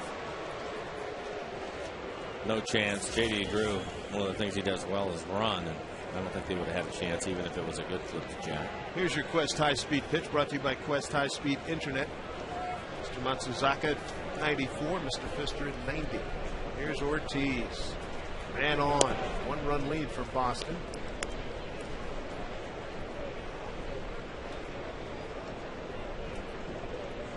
Big Bobby a strikeout on 3 pitches, and a walk and a 3-1 pitch, and scored on a Beltre single. That was back in the 2-run fourth for Boston.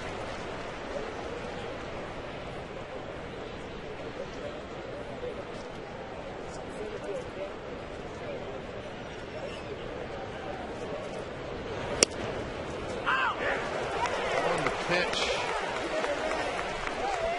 Ortiz thought the pitch was up, and according to the tracer, just out of the box there. So maybe he is right. Pretty close pitch now.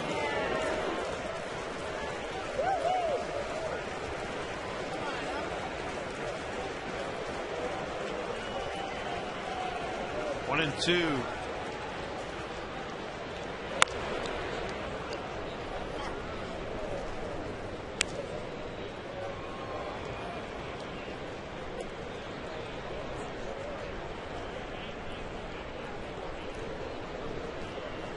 Ortiz had a lot of fun in that home run derby last week in Anaheim. Character, good guy. Check swing. That might be trouble That's here. okay. Mariners had the big shift on. Broke his bat, and once ball is able to get past Pfister, it's going to be a base hit. Take a look at it. Kind of a check swing, jammed him, broke his bat. And nobody's over there. Lopez playing up the middle.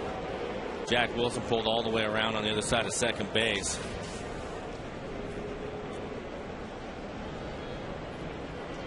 Two outs and 2 on for Boston. Euclid has had a day. Base hit the center and a double to left field.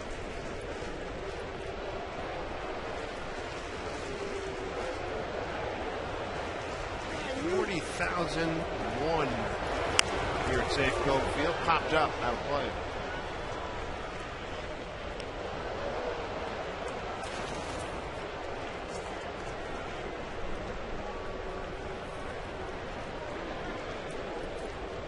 Important batter here. 2-1 ball game. 2 runs, 7 hits, no errors from Boston. A run on 3 hits, no errors for the Mariners.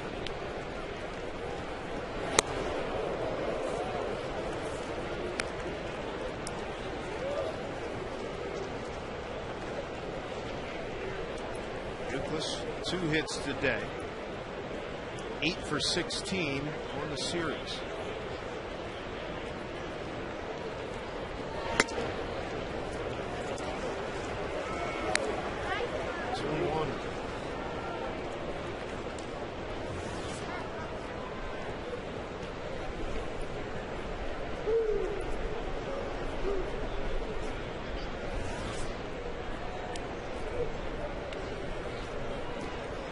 Slow breaking ball up high, 3-1. You get Beltre on deck, all-star performer with 16 homers and 62 RBIs. You got Euclid at the plate, had 3-1. He's got 61 runs batted in. He's 2 for 2 today. A little bit of problem for Doug Fisk.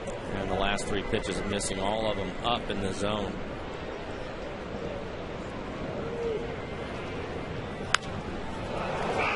That is playable for Mr. Figgins with the sunglasses. He's there.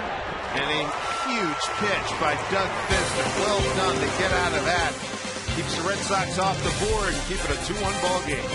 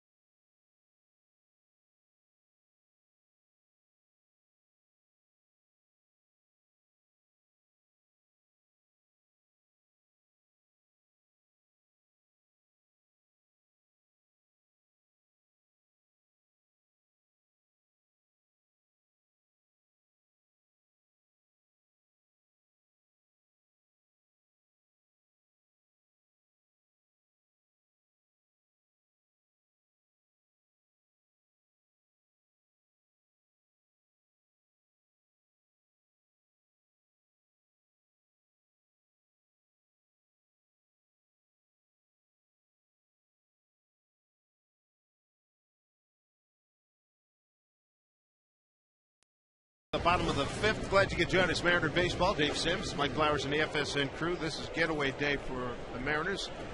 Heading off to a short road trip. 4 in Chicago, 3 in Minnesota. Been a good day for Sean Figgins. Been on base twice. He has a stolen base. Walked in the first inning, wild pitch the second, stolen base the third. They couldn't get him in. Then he got a double in the third inning, double to left.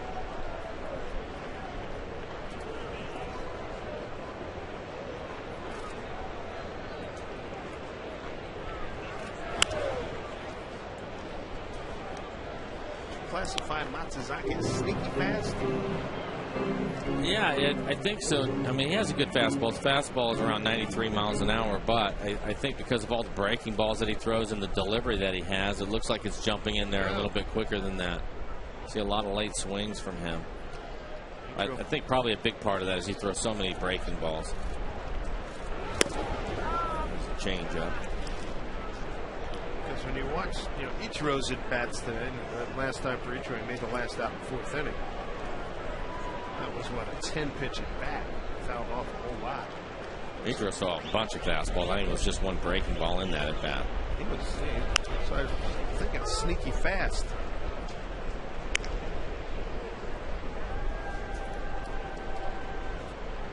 Figgins, Gutierrez, and Lopez here in the fifth. Mariners have left 6 men on.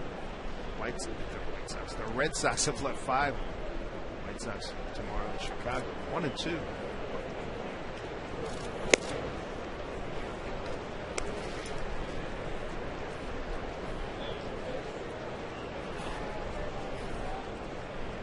Mariners run driven in by Jose Lopez in the third. Base hit to left. Hit, run, worked beautifully.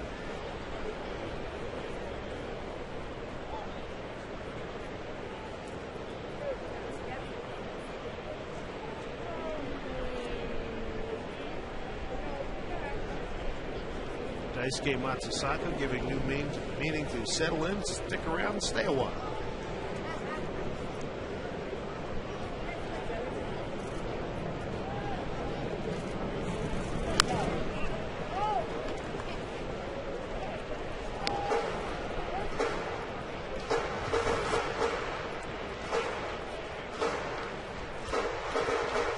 Red Sox, their schedule as they will leave here and head down to Anaheim, 3 with the Angels. And they'll open up a homestand against Detroit next Friday, Saturday, and Sunday, with Cleveland to follow.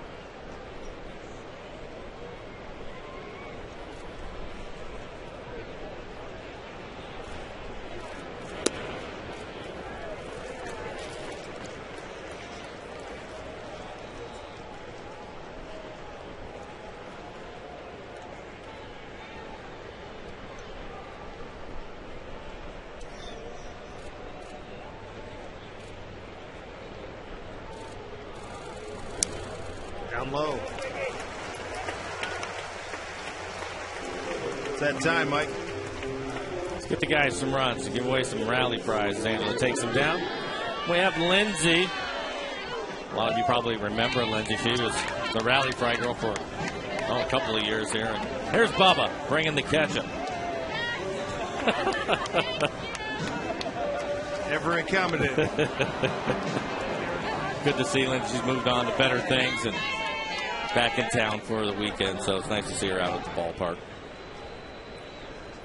She's a sports reporter over in Montana, doing very well, enjoying it.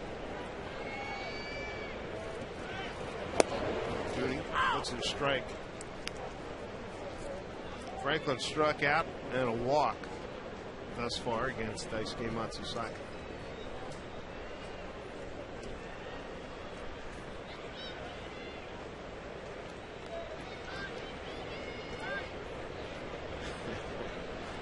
Part of the legion of Goody's gamers.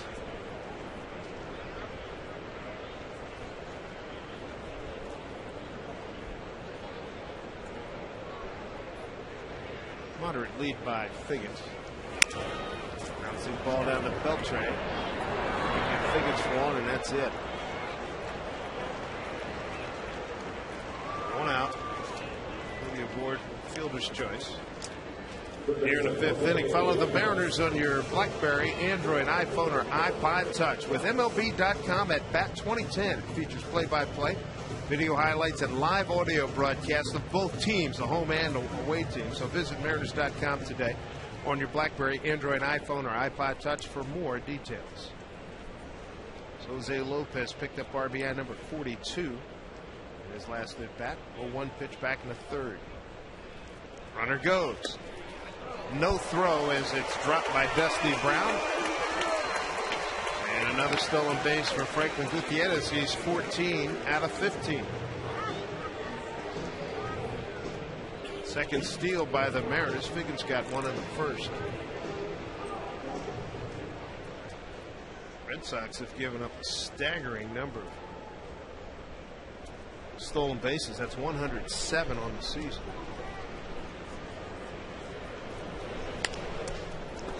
Popped up. Short center field. Cameron coming on. Let's check in with Angie Mente.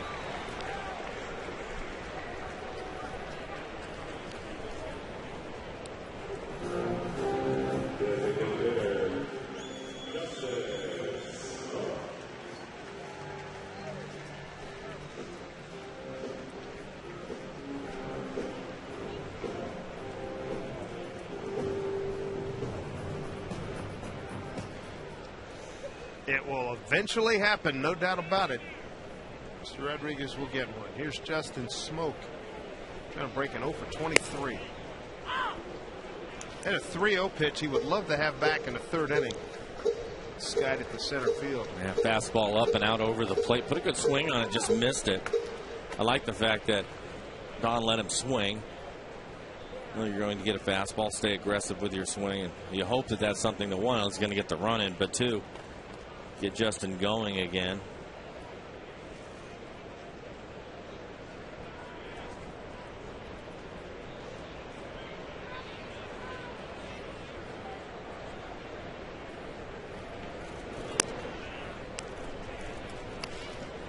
Counts even at 1-1.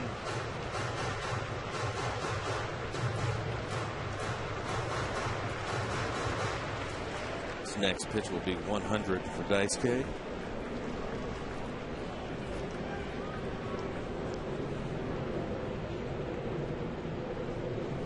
1-1 pitch. Gutierrez at second. 2-1.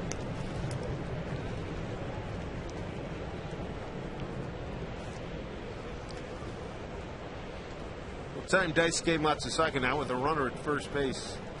We've seen him anywhere from 19 to 25 seconds between pitches. Redefining deliberate. 2-1. Backhanded by Billy Hall. Throws to Euclid for the out. So the Mariners, no runs, no hits, no errors, a man left. 5 in the books in a 2-1 Boston lead.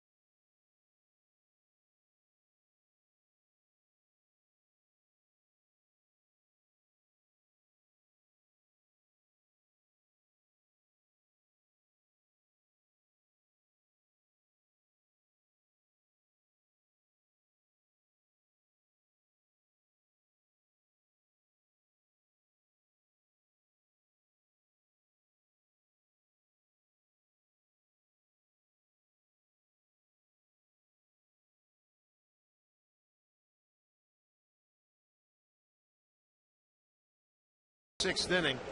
Hey, the special Metro to the Mariners continues, so check out the bus service for your next trip to Safeco Field. Visit the Metro website for complete information on Ride Metro to the Mariners. Well, Don Wakamatsu going with a hot hand. Chris Seddon has pitched nicely out of the bullpen. He picked up a win last night, a scoreless inning with a strikeout, as the Mariners won 5-1. And today, trail 2-1, trying to get a split in this 4-game series. Beltre, Hermida, and Cameron in the 6th. I thought Doug was good again today. You look at what he did against the White Sox, pitched well, and today you have to see him get deeper into the game, but a couple of good lineups he's had to go up against. Time is called and granted.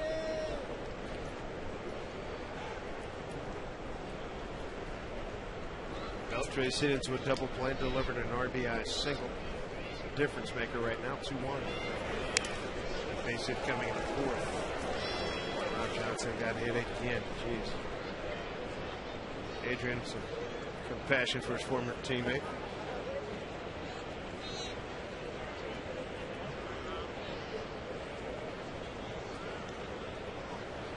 Adrian will give him a couple seconds, as did home plate umpire Mike Esther.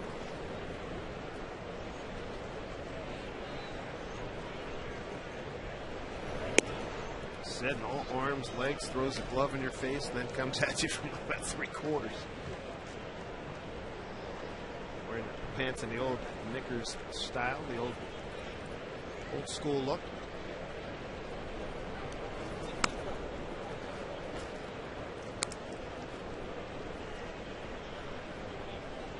Knocked around the bigs, came up, Seddon did with Florida. Coast League All-Star. He's going up against a good one here in Beltre. 2-2. Look out. Deep drive left field. Down the line. Foul.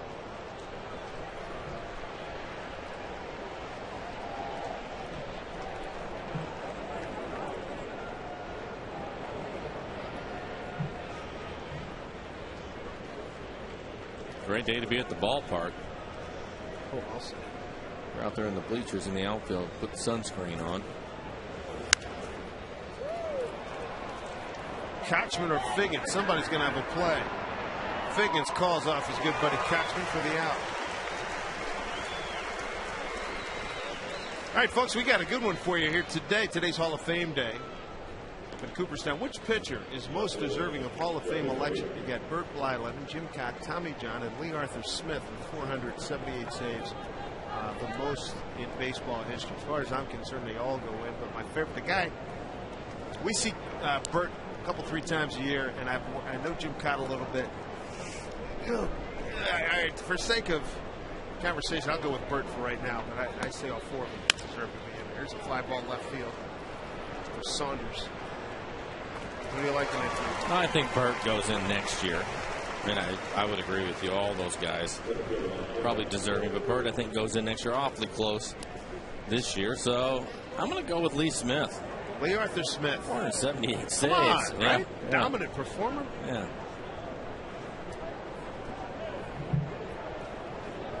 Go back and look at that Bert Blyleven record. He's got something like 60 shutouts. His 5th all time in strikeouts.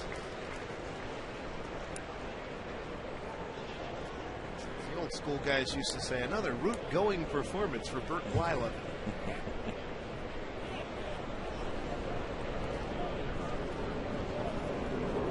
I just remember watching the Cubs all the time and Lee Smith pitching in those shadows. No chance. No chance. Throws 100 miles to begin with. Right. Huge man. Yeah, 6'5", 6'6". Yeah, and in those shadows, I mean, no chance at all. Then 0-2 to Cameron, waves it one, fouls it off.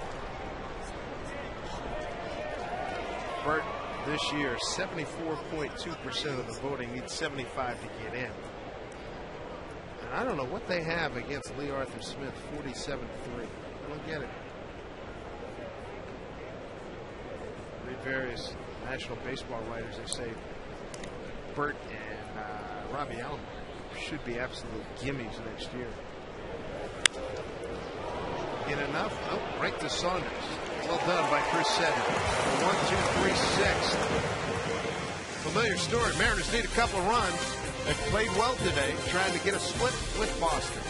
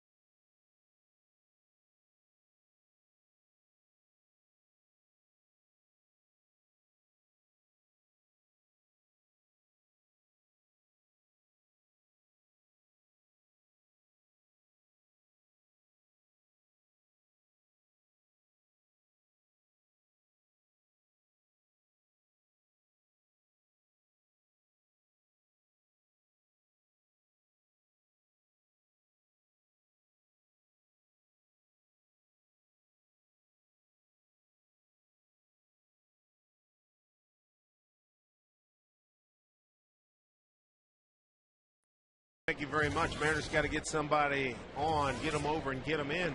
2-1. 1 for 9 runners in scoring position tonight. They've had guys on and over. It's just the getting in part that's been tough for them today. 7 men left on base through 5 innings against Daisuke Matsusaka. Katzman with a base hit and a walk.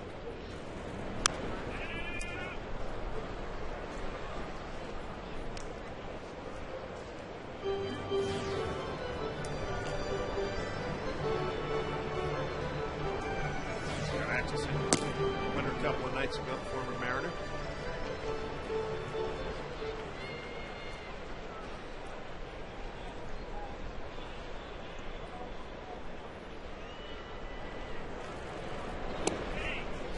Just breaking ball by Matsusaka, 1-2.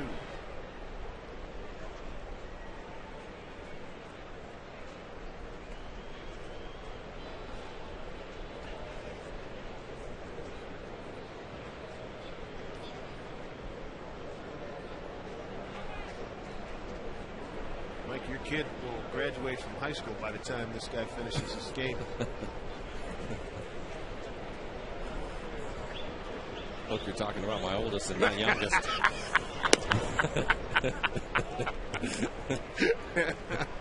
2-2. At this rate, pick one.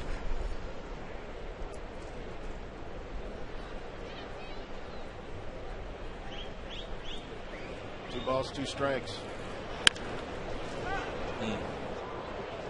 It's been that kind of year, right? Foot difference. Yeah.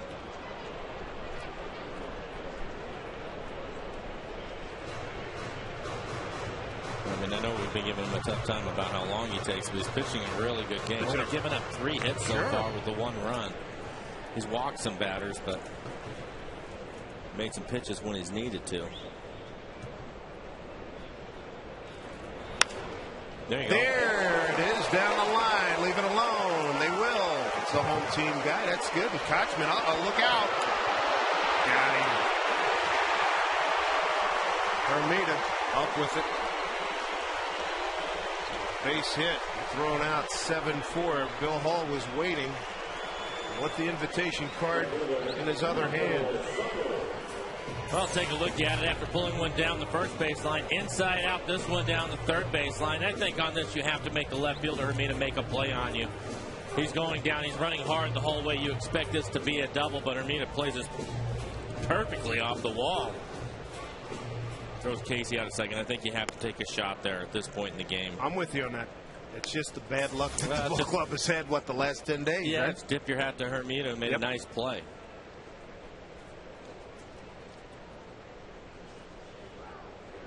Got to make something happen. There's Saunders with one out. Hermida gets another one. Son to deal with, makes the catch.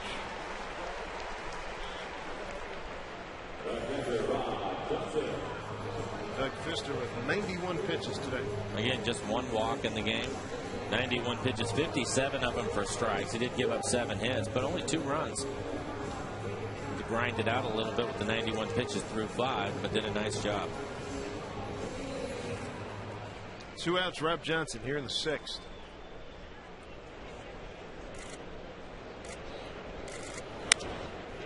Quick inning. Cameron's got this one.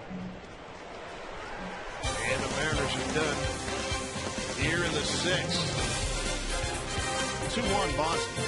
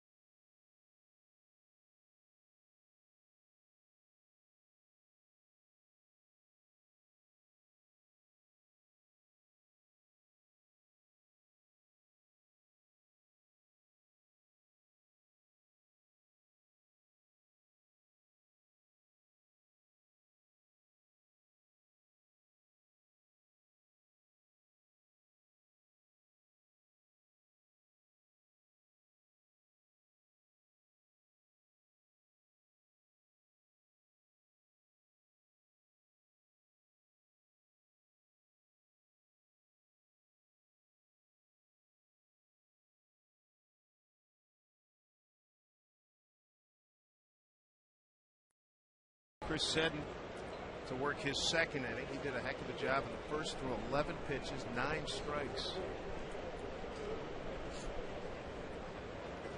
For Boston, 8-9-1. Bill Hall, Dusty Brown, and Marco Scudero.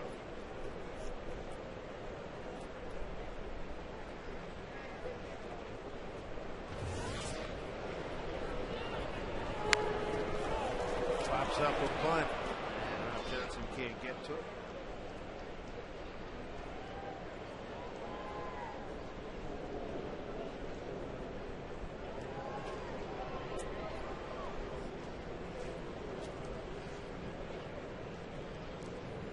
And it looks like Jack Wilson, Ichiro, and Figgins are going to get things started in the 7th inning for the Mariners, and they're going to get Daniel Bard. We've seen enough of him in this series, too. What an arm that young man has. Fastball upwards about 98 miles an hour.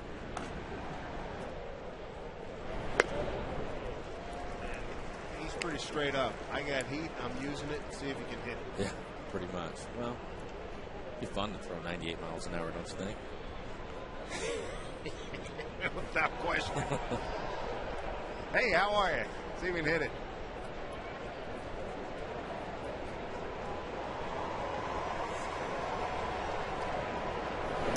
because you stick your chest out a little bit, wouldn't it? Yeah. We hit hard. Friday night, 1 inning, 2 strikeouts.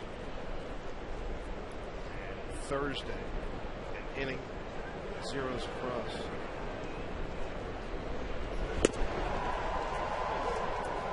Two to Bill Hall. 0 for 2 with a strikeout and a hard line drive, snared by Jack Wilson.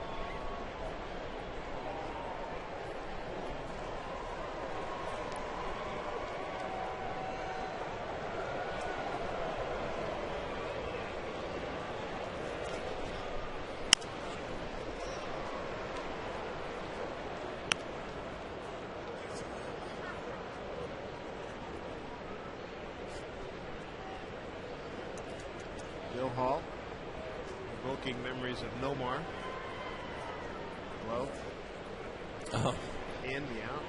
Right. Pause. And now he's ready. Goes over on one down to Lopez.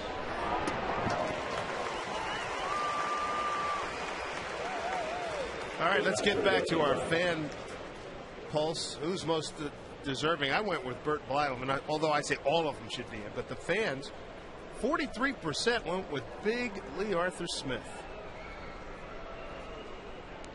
A lot of you folks didn't see Jim Cott. Jim Cott was a good pitcher. He finished up. He changed as he was getting older. And he was with the Phillies, one of his last stops with the Phillies, and he would be out there like he was having a catch. He'd throw, and he wouldn't rock or anything. He would just sort of like lean back and then just throw it. It was very effective. Middle inning left-hander. Popped up, playable. Kochman coming over near the Mariner dugout. Steve Brown. I don't know if he still does, but didn't he at one point have more Gold Gloves than any pitcher? I think Maddox may have certainly challenged, if not beaten him. Yeah, 16 Gold Gloves for Cott. He was a great fielder. Big man, too. One of the finest analysts I ever worked with in any sport, Jim Cott. Did a game with him the night before the strike in '94, August. First week in August. I know I've had an opportunity to talk to him a number of times. Nice man. Nice man.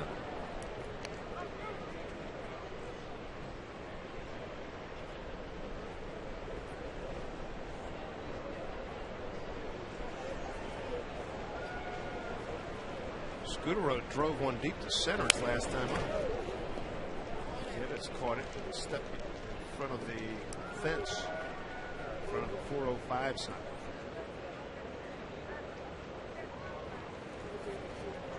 Set and 5 up, 5 down. Here's picking up the win last night. And he has turned in another fine outing. 6 up, 6 down. Picks up a strikeout. It's a 2-1 ball game. Middle of the 7th.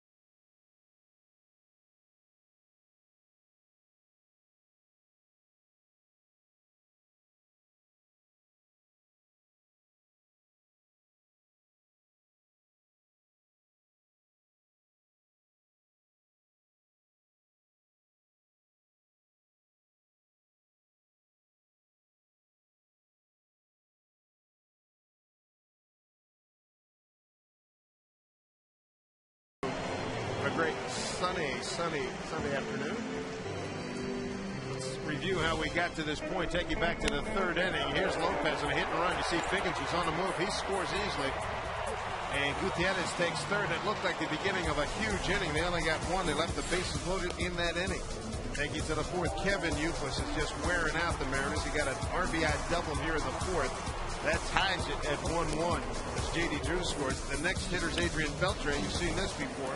Base hit to center. 2-1 Boston. That's where we stand right now in our Suzuki Kazashi game recap. Daisuke Matsusaka, Mike. 100 pitches for him, or 110 pitches for him, 65 of them for strikes.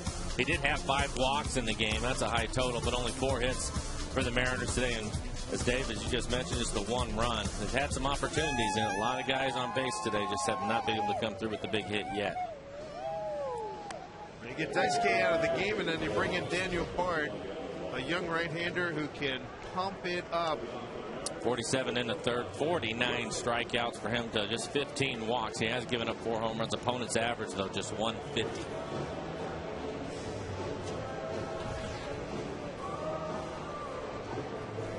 Bard's third appearance here in the series.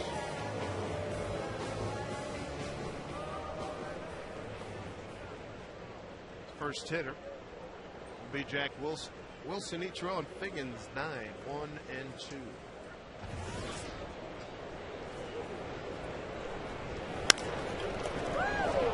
Beltre stays with it. Goes out, Jack Wilson. We've seen that before.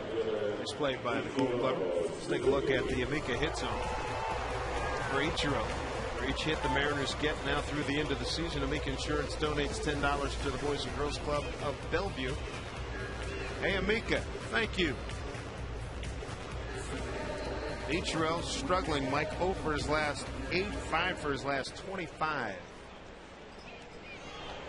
He will get it going again. Everybody goes through those struggles that he's mentioned, and even the 5 hits that he's picked up, I think the majority of them, 4 of them, I think infield hits. Correct. Tuesday was his last hit. It was a base hit to center field. Tuesday was his last hit out of the infield. He's just not swinging well right now. It's hit hard, but Bill Hall is right there. Put 2 outs.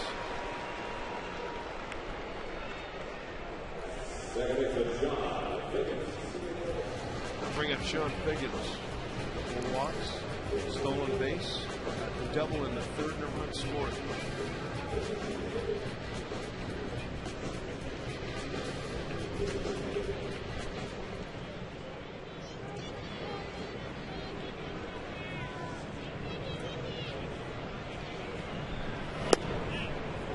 Down low.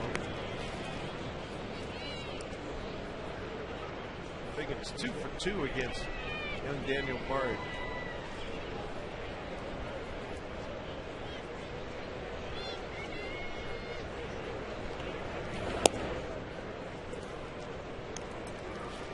Beltre was in on the grass, reacted, and Figgins showed bunt.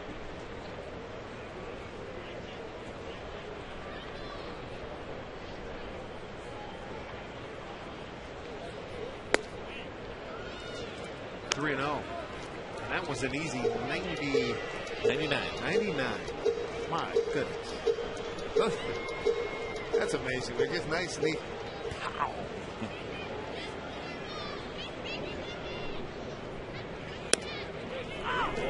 A lot like Matt Thornton. Thornton, same way, big left-hander for the White Sox. So you guys will certainly see him over the course of the next 4 days, but same thing, nice easy motion, and the ball just jumps out of his hand. We've been together doing this 4 years. Have we seen a Mariner hit off of him yet, Thornton? Back with a strike. Seems like every memory I have of him, 3 up and 3 down, or maybe a guy walks. That's about it. Right. Yeah, he's been dominant. One of the best left-handed relievers in the game. Bard's got a chance to be around for a long time himself. 3-2 to Figgins. Back up the middle. Return to center.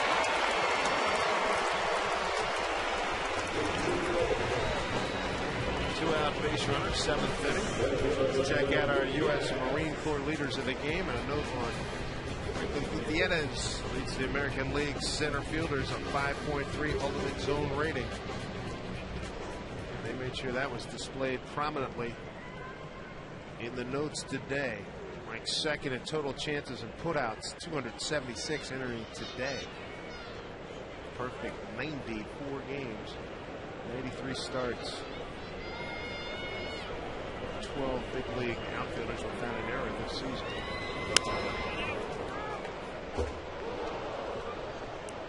And I think that's a number we'll be reading for a long time with this gentleman. Very good center fielder.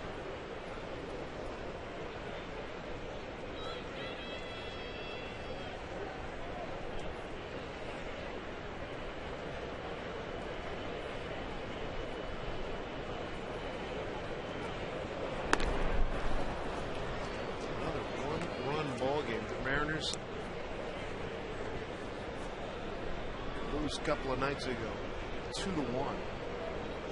Trail 2-1 here. 13 and 19 in one-run games. Boston 17 and 16.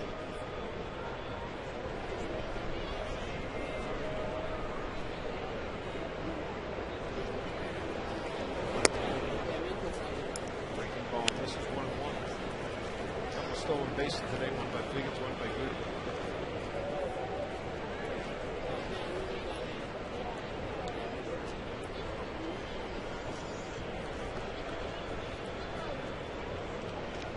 Get that first pitch fastball and he fouled off again out over the plate.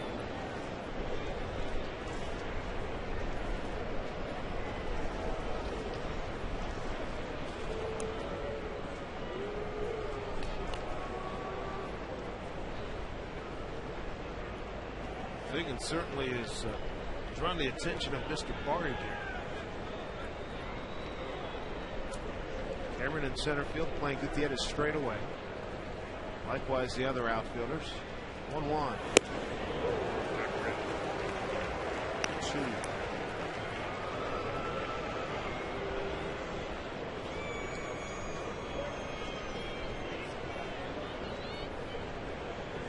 Perfect. 72 degrees here in Seattle this afternoon.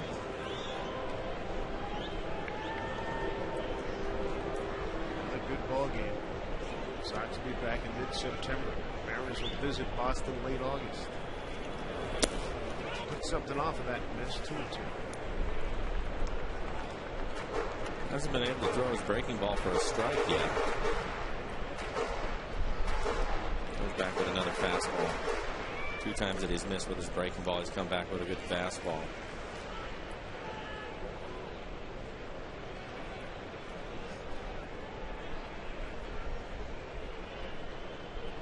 Two balls, 2 strikes, and 2 outs.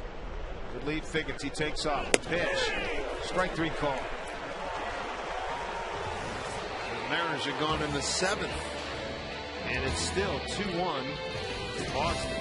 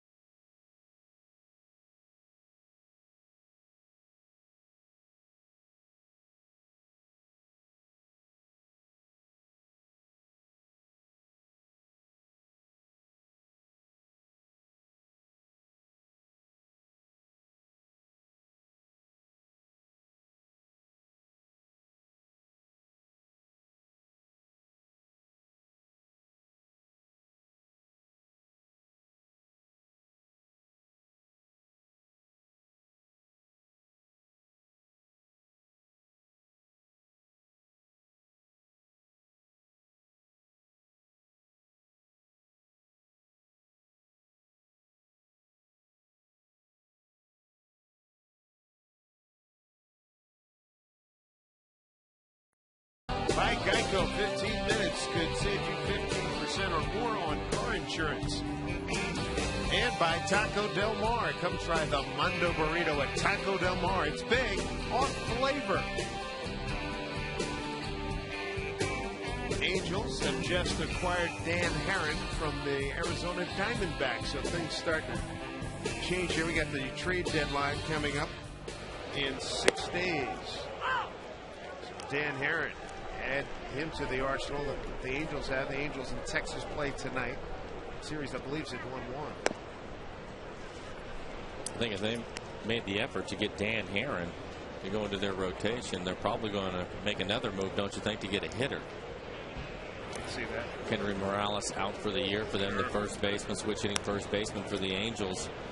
When we were in Anaheim, it seemed like their concern was scoring runs more than the pitching side of things. So I would suspect that they'll probably try to make a move to get a hitter in there. Especially given the team they're trying to catch, the Texas Rangers, as we mentioned. They seem like they're scoring all the time. That line foul. 2-2 to J.D. Drew leading off here in the 8th. Drew, David Ortiz, and Kevin Youkilis. Burgeoning confidence. Don Wakamoto and Rick Adair and Chris Seddon. This is his 3rd inning. J.D. Drew, infield hit, base hit to right, unscored today, and goes down swinging. Second consecutive strikeout for Seddon, 1 out here in the 8th. Ride safe on Sound Transit Sounder Train. For more information on schedules and routes, visit soundtransit.org.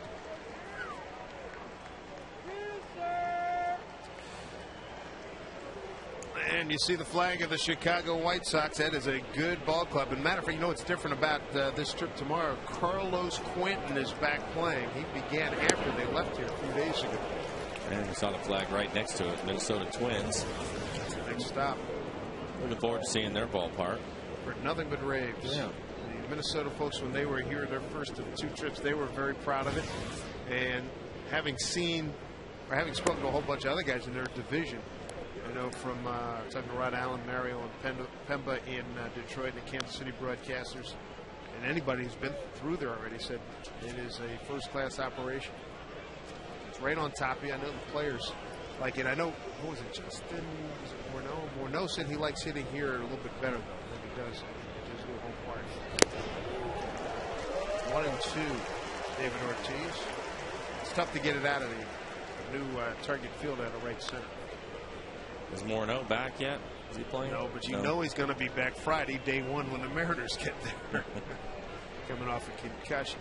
1-2 to Big Papi.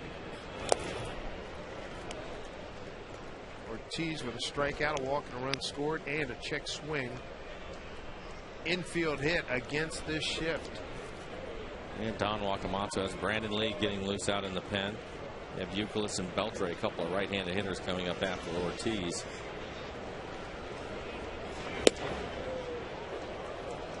Inside, 3-2. Brandon Lee.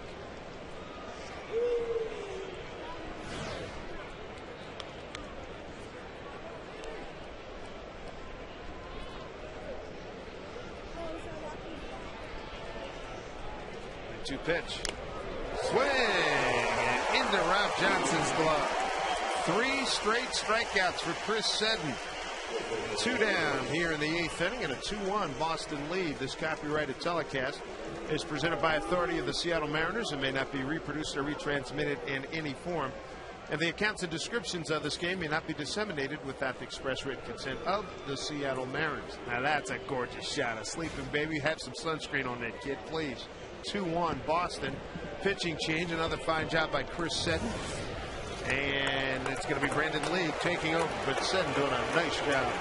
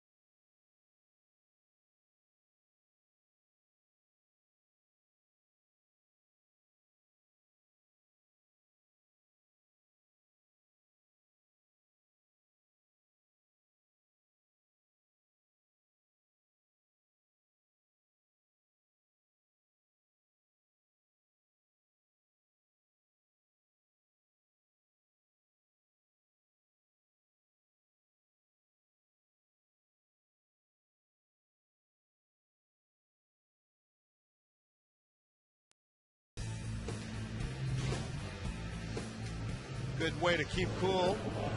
But that is not as imperative as it has been on, say, the East Coast, where temperatures are doing triple digits. That's a very delightful 72 degrees here in Seattle today. Brandon League takes over. And Brandon, this will be his 46th appearance. He's recorded 13 decisions and leads American League relievers and ranks second in the majors with 13 decisions. Yeah, like Chris said, 8 1/3 inning work. He's pitched well, right? 4 games, 1 earned run.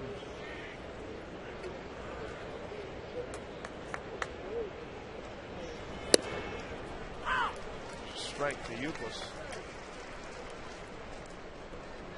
Seddon making a name for himself here on the Mariner faithful. He didn't even work up a sweat. Look at him.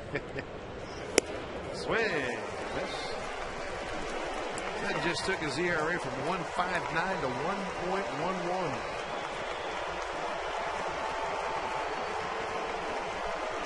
League getting after it here, 1-2 to Euclid.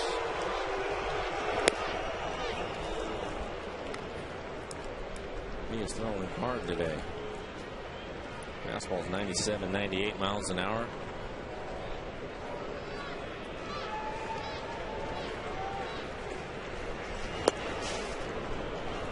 Could not entice him. Got a full count. 2 for 3 day for Euclid with an RBI double. Beltre's on deck.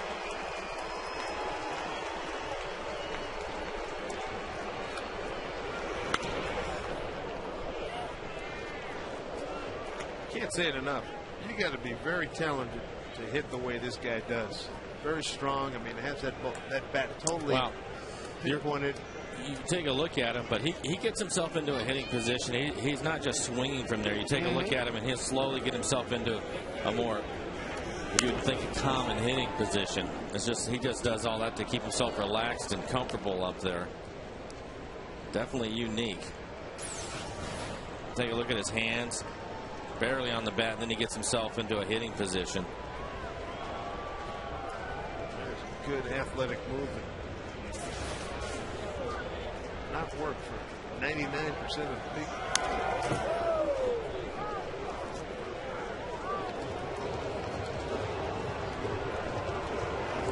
The start of the season as a 292 career hitter. Became a regular with Boston in 06.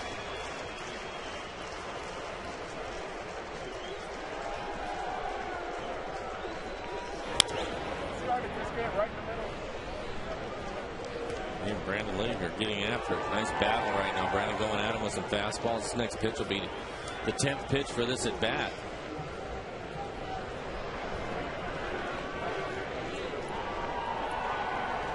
League trying to keep it a 2-1 game.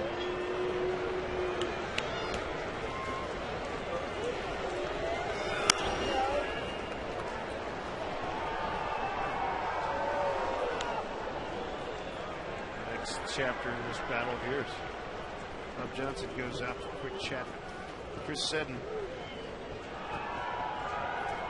tried all 8 men that he faced, including retiring the last 3 via strikeouts.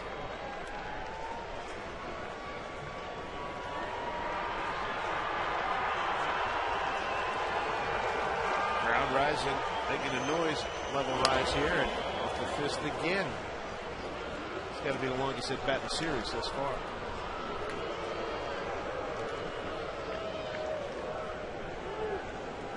Take a look at the tracer. Target practice with a shotgun.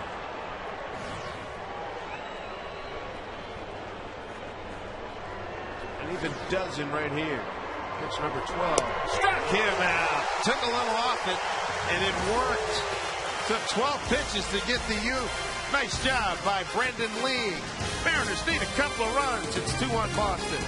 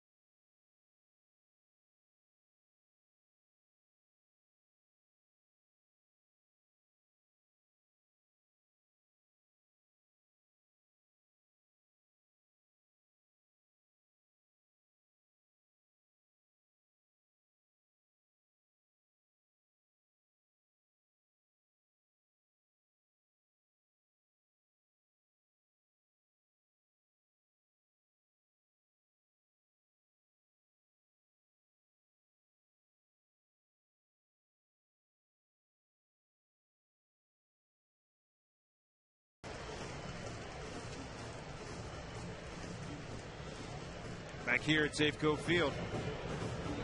Bottom of the 8th inning at a 2-1 game. 4th inning, the Red Sox put up 2 runs. That answered the Mariners 1 run from the 3rd. Daniel Bard continues. Lopez, Smoke, and Kochman here in the 8th as we take a look at the Jack in the Box in-game box score. Higgins had a productive day. Lopez drove in the only run, and Kochman's done well today. Higgins has been on base 4 times, has a couple of walks to go with his 2 hits.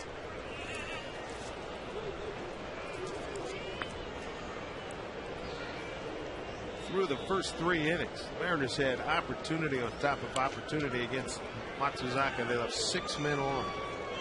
Since then, they've left 2 runners stranded. 1-2, Bard to Lopez.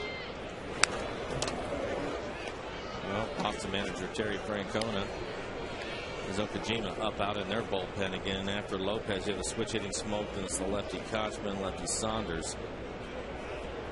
Getting his left-hander ready to go.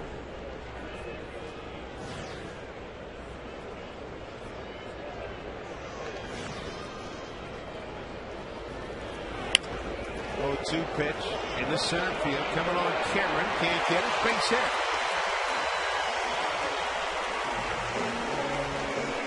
Tying runs aboard. A 2-hit day for Jose Lopez. They cues this one right off the end of the bat. But it finds some outfield grass, so he'll get a base hit to get things started here in the 8th inning. And here comes Francona out of the Boston dugout.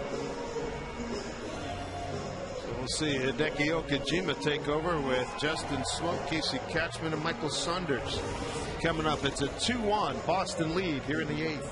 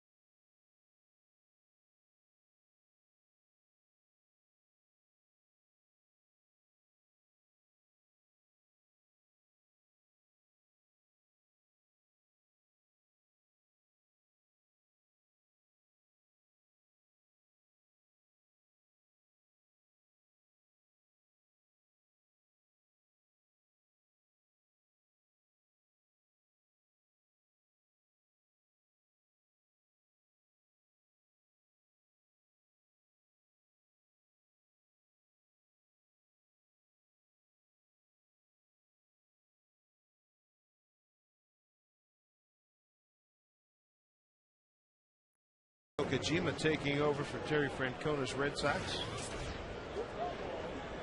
See the numbers for Okajima. ERA 5.34, 30 in the 3rd innings. Pitched for him 24 strikeouts, 14 walks. That's a high number for 30 innings that he's pitched. Line drive, that's a base hit. Mariners have the tying run and the lead run on base.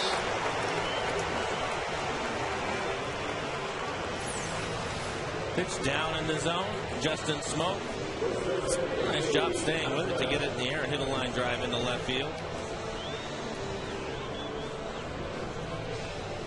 So Don Wakamatsu asked Casey Kochman to bunt here.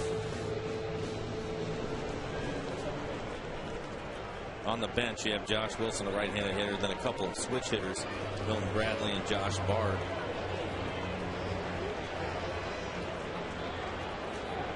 Kochman's had a good day, 2 for 2 with a walk. Opposite field both times. Beltre stepped in on the grass at third, shows bunt, gets it down. It's a beauty. Okajima has no play. Kochman beat it out. The hesitation cost them. Mariners have the bases loaded with nobody out. I have no idea what he was thinking, but the Mariners will certainly take it.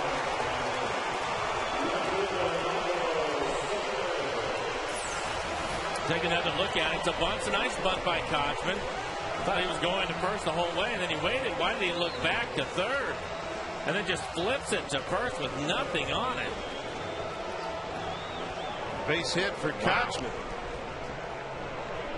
Come to the ballpark every day, you'll see something new. Boy, he was dead meat if he throws it. Hall was there in plenty of time. So now, point of order. Do the Mariners cash in? Bases loaded, nobody out here in the 8th.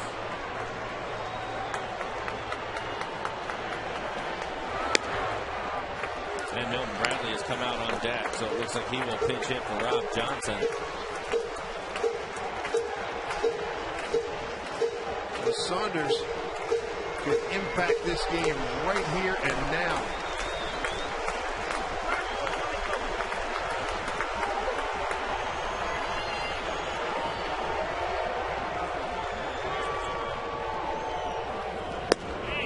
It's a strike, 1-1.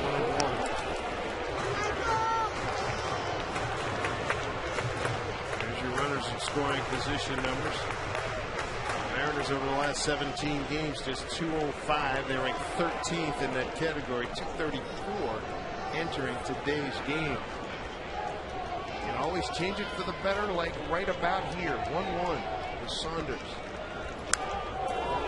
Full speed pitch. Saunders, a couple of hits in yesterday's game off of a good left-hander in John Lester. One of them, the home run that he hit to get the Mariners on the scoreboard, a 2-run home run.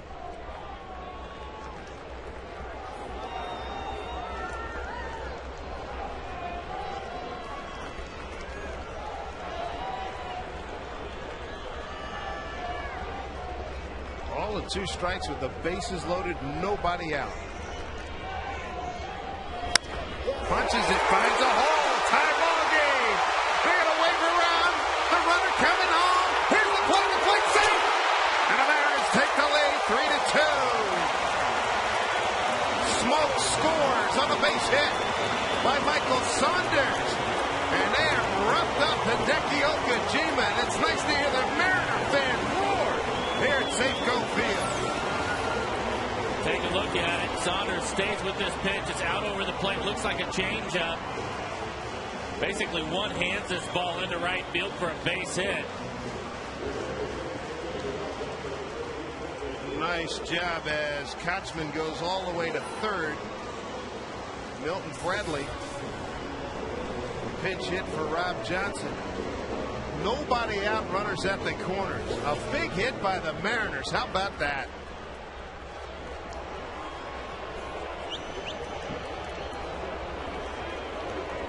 Infield. About halfway. Bunt laid down. It's a beauty. They get nobody. Base hit RBI. Milton Bradley. 4-2 Seattle.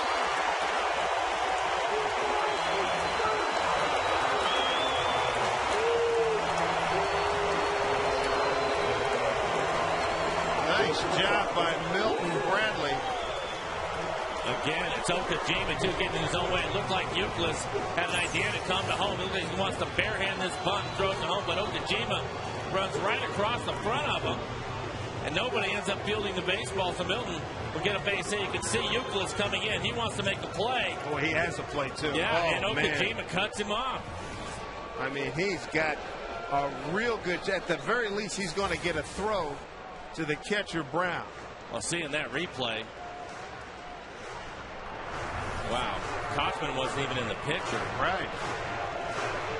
Okajima, a couple of defensive miscues have really helped the Mariners. You know what? They are not going to give them back. It's a safety squeeze. The runner has not left, so either Milton does this on his own. See Casey he doesn't take off until after Milton puts the ball down. Still nobody out. Runners at first and second. Jack shows bunt. Takes the ball up high. 5 straight hits. 2-run single Saunders. Safety squeeze Milton Bradley. That's a really nice bunt by Milton.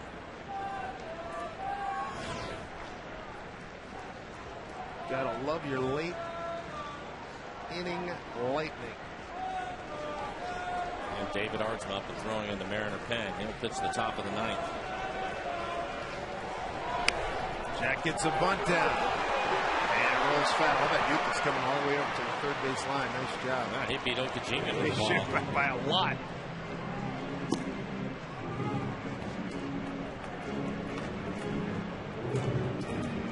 Mariners first 7 innings. They get a run on 4 hits. Here in the 8th, 3 runs on 5 hits. Archman heated up last night, but the Mariners had a big 8th inning. 3 runs on 3 hits. Jared Olson finished out the ball game. That was seeing. On the big hits, they were 1 for 9 going into this inning, the minute scoring position, and in the inning, they're 3 for 3. What's your boy? It works! It works!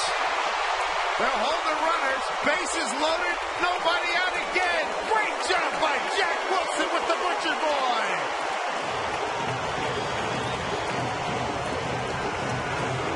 And this is a heads-up play by the veteran, Jack Wilson. I'm sure he did this on his own. He probably saw the same thing you did with Tachman coming all the way across the infield on the previous bunt, because he's trying to hit this right at him. Take a look at Euclid. He's right on top of him. So Jack goes with the Butcher Boy, and he wanted to take his head off right here with a line drive. Boy, that is scary if you're Euclid. Oh, man. Check his pulse rate. Still nobody out. Bases loaded, and each row is due for a big one. 0 for his last 9, 5 for his last 26.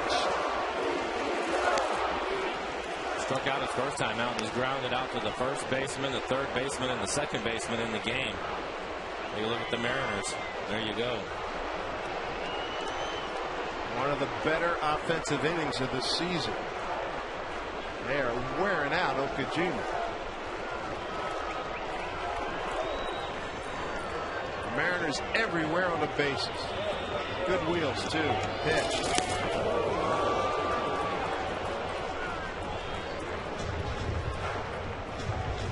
Saunders at third, Milton Bradley at second, Jack Wilson at first.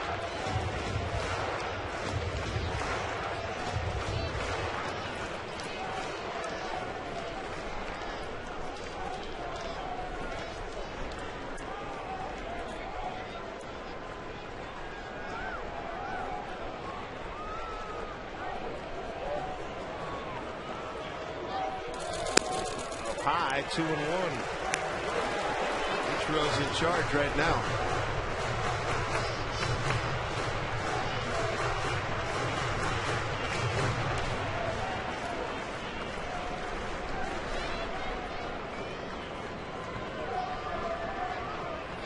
Two balls, 1 strike. Bases loaded, nobody out for the Mariners.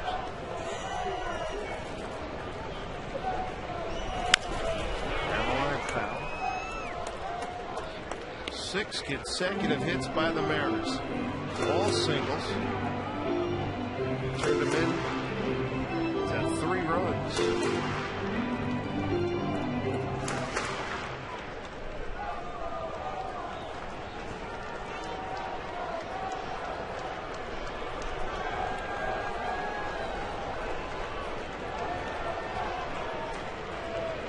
Two and 2. Euclid will touch the back for 1. It's a tag play at the plate. They got it. Or they get the double play.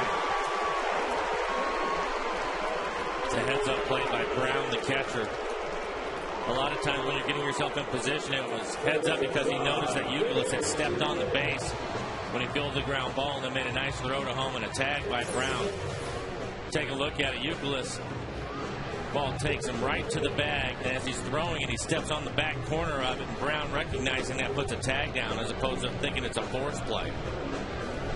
So a double play. Cuts a runner down at the plate. Mariners, runners at second and third when we come back.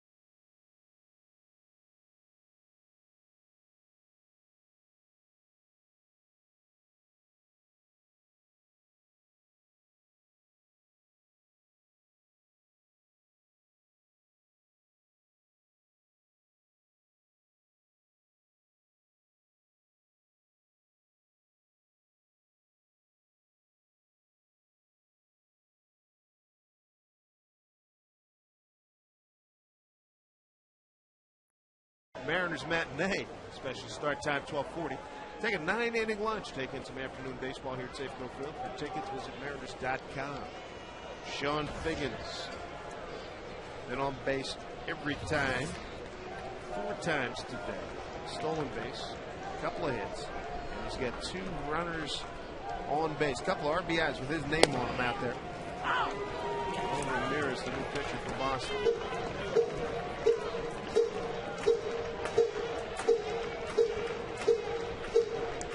Ramirez, the 4th pitcher used today by Boston.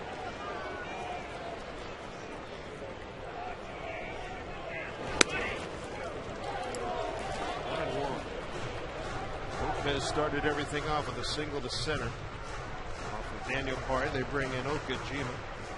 Smoke with a base hit. Kochman with a bunt. Okajima has a brain freeze, doesn't throw the ball at all anywhere. Bases loaded. Saunders a 2-run single. Bradley lays down a safety squeeze. That works. And then Jack Wilson with a butcher boy. The base hit to right, loads him up again. Then Ichiro hits into a 3 unassisted, 3-2 unassisted double play. Get the runner at first and throw down to home plate to Dusty Brown to get the runner at the plate, Saunders. 2-1.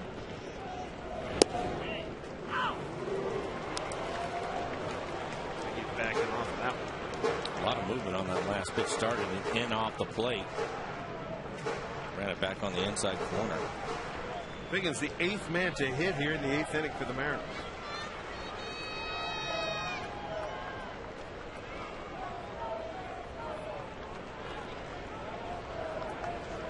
Two and two. Base hit gets 2. Time's called.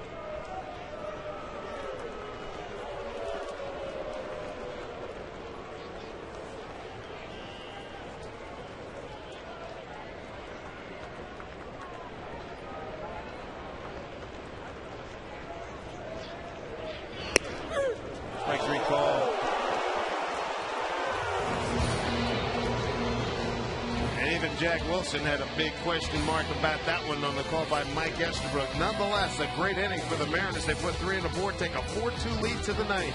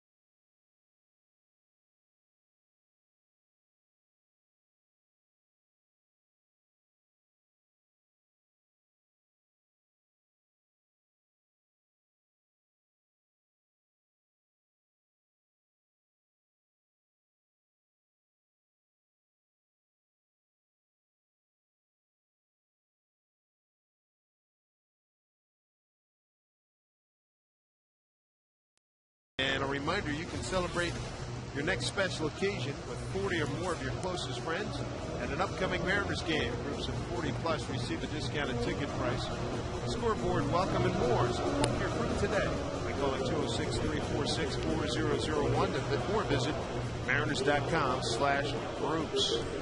So a big 3-run 8th inning on 6 hits. They leave 2. They turn the case over to the DA, David Artsman, 9th inning. And he's got a tough task with Beltre, Hermida, and Cameron coming up. Take a look at the numbers. 31 in the 3rd innings pitched for him, 34 strikeouts, 15 walks. Opponent's average 236. Last couple times out, Artsman has mixed in his split and his slider a little bit more. Made his fastball more effective as opposed to his normal coming in and just pumping fastballs and going at guys. Beltre knows his repertoire, that's for sure. Takes a strike.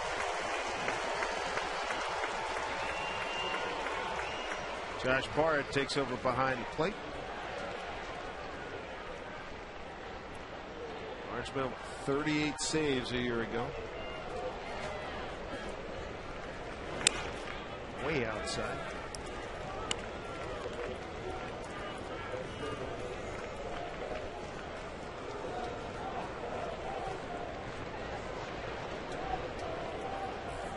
There's 11 hits today. 2 strikes on Beltre, 1 and 2.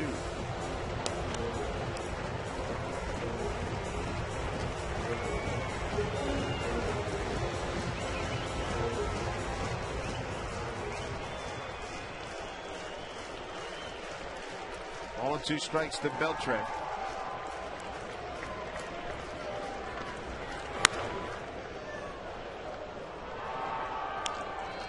So Doug Fister started this ball game, 5 innings, 7 hits, 1 run.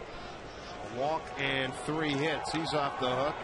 Chris Seddon, another strong performance, 2.2 2/3 innings, 3 strikeouts. He took his ERA from 1.59 to 1.11.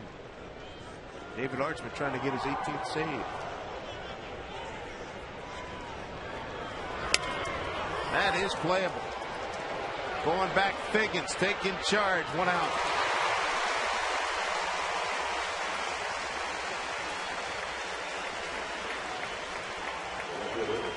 Looked like Figgins wasn't quite sure where Franklin was at. He's so used to having come in with good ERAs, playing deep, trying to take a double away from Beltre. Ends up hitting him in the middle of his glove, but he hangs on to it. Second base umpire Chris Guccione created a traffic jam out there. There's Hermida. 0 for 3.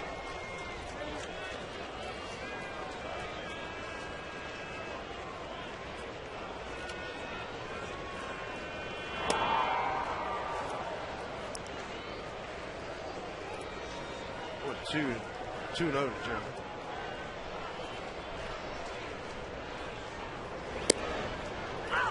Back with a strike. Boy, when was the last time you said the Mariners 6 straight hits? That's what they did in the 8th inning. Check swing, 2 and 2.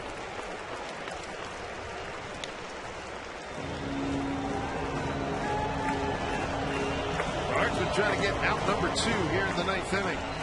Mike Cameron is the on-deck hitter. Josh Beckett, and that's John Lackey on the left. They won the first 2 games for Boston. Dan Herron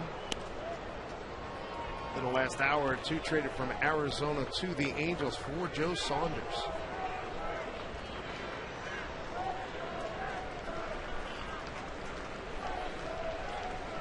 Two and 2. Good fastball from Artsman, 96 miles an hour on the inside corner. The Mariners trying to get a split here with the Boston Red Sox. See the numbers, all fastballs to Hermida. 2 and 2. Hit hard right to the first baseman, Casey Katzman. 2 down.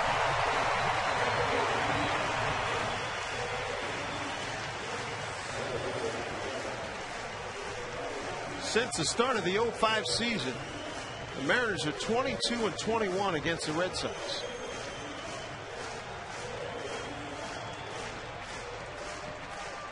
31-24 here at Safeco Field. Former Mariner Mike Cameron. Last hope here for Boston. 2 outs in the 9th. Cameron 0 for 3. And he's 0 for 1 against Art. Strike 1. The all-important strike 1.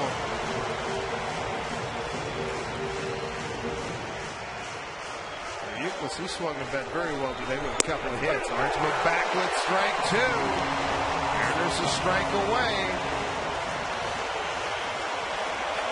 Couple of speed pitches so far. Wasting no time, just getting it and throwing it. 1 and 2. You're right, mixing them up. Change of pace there. Couple of pitches now to compose himself a little bit.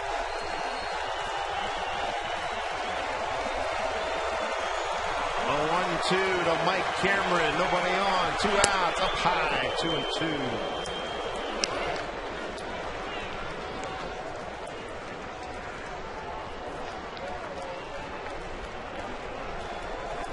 Mariners with a 2-run cushion. A 2-2 for Marchman. Swing and a miss. He struck him out. The case closed by the DA. The Mariners win a ball game 4-2. Great heroics in the 8th inning. Michael Saunders a 2-run single. Milton Bradley with an RBI. Great stuff, Mike. What a comeback to get a split with Boston. Well, it really was. You mentioned the 6 hits in a row back in the 8th inning where they scored the 3 runs. A lot of things fundamentally went right for the Mariners in that inning, something that's been a struggle for them.